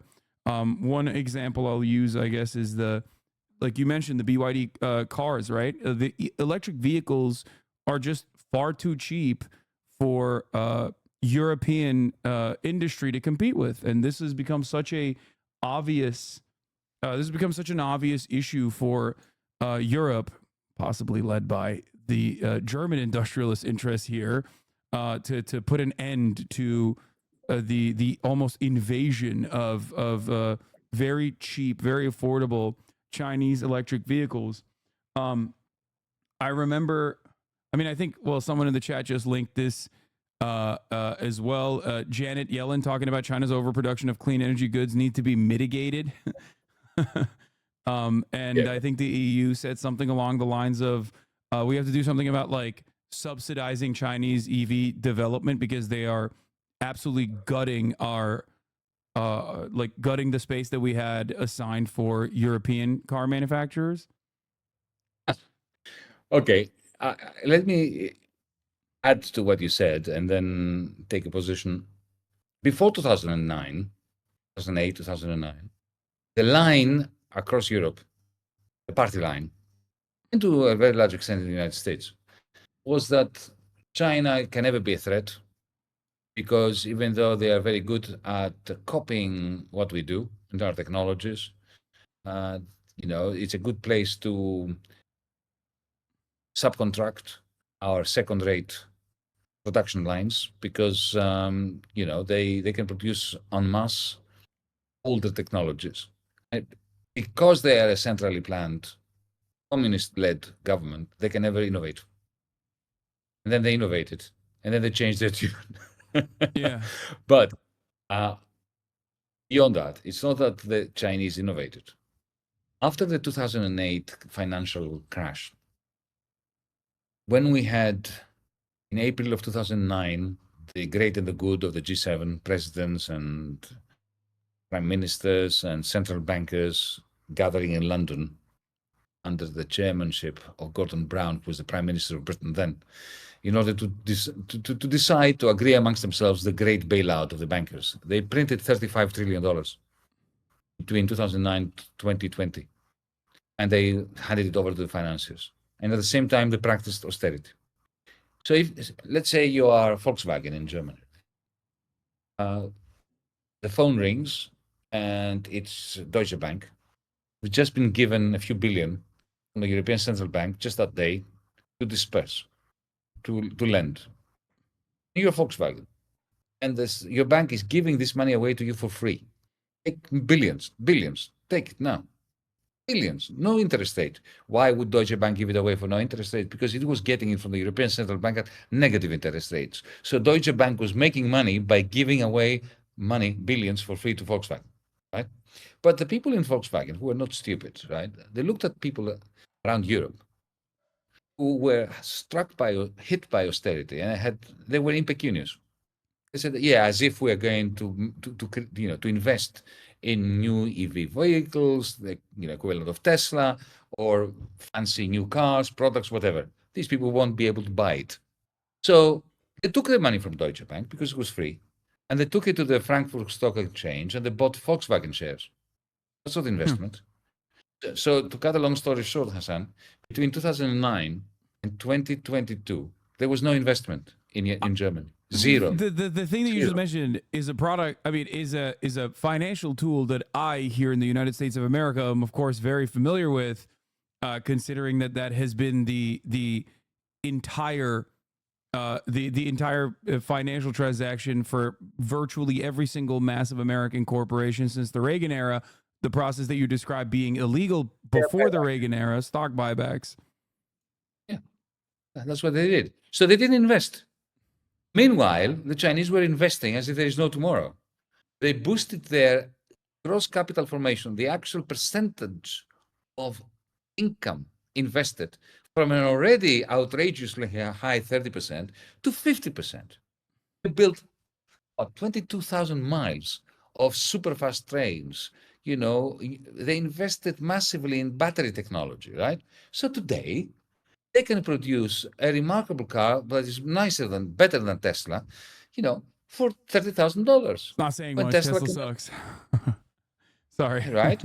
So Volkswagen, who has no access to rare earths, no access to battery technology, they have to buy all that from China. They cannot compete. And then they're kicking and screaming blue murder, that the Chinese are practicing, you know, they're using unfair trade practices. Rubbish. They haven't been investing for 2 decades while you were asleep at the wheel doing share buybacks. No, absolutely. Yeah, this is very interesting to think about. Okay, I've had you here for 2 hours now, 2 hours plus, and thank you so much for all the time you gave this community. I have a couple last questions. Let me think. There was another thing I wanted to bring up here. I think it was not about investment, but shit. The conversation about stock buybacks just broke my brain a little bit. People want me to ask you about loot boxes and what you think about. There's a lot of Steam Valve interest in this community for understandable reasons. This is this is a gaming platform that we're on primarily. U.S.'s economic allies? No, that's not what it is. Yeah. Okay. What do you think about loot boxes? I don't know much about it because you see, I cut my links since I left there. My job, let me tell you what it was. My job was to study their economy. They had no idea of how that economy worked. It had spontaneously emerged. They had never planned it. They had never designed it. It was just a perfect example of what Hayek referred to as spontaneous order. And I went there, tried to study the dynamics of price formation, of the probability of bubbles inflating and then deflating very suddenly and creating damage to the player community, how the trading rooms should work in order to minimize the costs of subterfuge by people who were leaving and going to eBay. I spent there 1 year. That's what I learned. And then I moved on. Then I had to negotiate with the IMF as the failed finance minister of the most bankrupt European state. Okay, let me ask you. This is silly questions. Now, what do you have to say to those? I personally think this is a very reactionary response to anyone and everyone that is even like remotely presenting of like progressive causes. But one thing that we see in the United States of America is this notion that socialism implies that you have to live a very ascetic lifestyle, that socialism and success are not aligned with one another. You brought up something inadvertently without even probably realizing, but you said, what if I'm selling you a house for $500,000? You're selling me a house for $500,000 and I'm offering you $1 million. You probably don't know this, but I am an owner of a house. I'm living inside of it right now. This is seen as an unimaginable sin by those who have no understanding of socialism. What do you think about the notion that socialism and being successful or being affluent cannot coexist? Well, you see, the whole point about being a socialist is wanting everybody to be well off. Thank you. Not wanting anyone to be a victim of exploitation. Now that, in my case, I have a very nice house here where I am. I can see it's a wonderful kitchen. A very nice place, especially if you saw the view during the day outside. My privilege is bordering on the sinful. The question is, are you prepared, if needs be, are you prepared to downsize, to give it up, so as to live under circumstances of shared prosperity? And the answer must be yes. Yeah. And it is yes. Do I feel guilty that my income is above the median income? No, because I don't think socialism would be promoted if I fell below the median. If it were to be promoted, I would do it. And one final point. We Marxists, we are not against the products of capitalism, of the production line. We are against the social relations of production, which confine ownership of those machines to the 0.001%, and the rest become slaves of that 0.001%. I'm not going to smash my phone because it is an instrument for Jeff Bezos, and I'm not going to smash my motorcycle, particularly my motorcycle, with which I'm in love, because it was produced by Yamaha. There I plugged Yamaha as well. And one final point, if I may. When we fought for equal civil rights in the Deep South of the United States, we did, some of us, or against apartheid in South Africa, or against what's happening now in Gaza. We were privileged.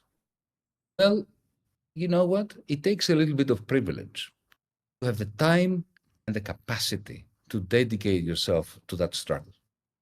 Because if I were an Uber driver, driving 15 hours a day in order to put food on the table for my children, I wouldn't be able to have this conversation with you today. I wouldn't be able to write books. I wouldn't be able to agitate. I wouldn't indeed have the power to run for elections. Okay, so let's not fetishize wealth, but not fetishize poverty at the same time. To be rich is to be glorious, in the words of Deng Xiaoping. No, I'm kidding. No, but yes, we have another thing. We have another thing in common. Do you know what we have in common? What do we have in common? We've been speaking for 2 hours, and our dogs have been asleep next to us. Yeah, well, yours behind, mine over there. It's because I work her out in the morning, every morning. Well, your dog is sleeping because it's 1 a.m. over there, but my dog is sleeping because she ran a lot this morning, and I have to do that because I stream for 8 hours every day, agitating and propagandizing to the best of my ability. My dog does the same thing, during the day, after a big run in the morning, a lot of zooming and a lot of sleeping by my dog next to me. So I'm familiar with your circumstances. Yeah. Well, Yanis, thank you so much. Thank you so much for coming on. This was phenomenal. I've been a big fanboy of yours for quite some time. I hope I wasn't too annoying. And also, I want to give a shout out to Ewout from the Netherlands, who's a big fan of mine, apparently, and was really keen on making this chat happen. It was a little bit difficult, I will admit, to go a little back and forth and secure a time slot, especially with the international time zone difference. Yeah. But I just wanted to give them a shout out. That's what DM25 asked in the DMs. And I am very glad that it happened finally. Are you coming to America anytime soon? Are you coming to LA anytime soon? Not anytime soon. We have European Parliament elections in June, and we are running here in Germany and Italy because we are true internationalists. We are the only people who are running in different countries at the same time. And after that, I think I'm going to collapse during the summer and head for the United States in the autumn. Oh, okay. Well, maybe, who knows? Maybe I'll be in your neck of the woods sometime. So is there anything you want to mention? Is there anything you want to plug before we leave? Two things, if I may. First, let's all remain vigilant about the slow murder of Julian Assange, my great friend who is in the Belmarsh prison, for revealing the crimes our governments have committed in our name behind our backs. And secondly, let me say that next week I'm going to go to your town in Istanbul. Oh, wow. Okay. Speak to comrades there. And I think you and I should join forces, amongst other things, in order to bring about greater solidarity amongst progressives in our two countries. I agree 100%. As long as you give us baklava, as long as you say baklava is Turkish. Baklava is in Greek as well. We have the same word. Oh, no. All right. Well, thank you so much for coming on. This was wonderful. Have a good one. Yep. Damn, this guy's good.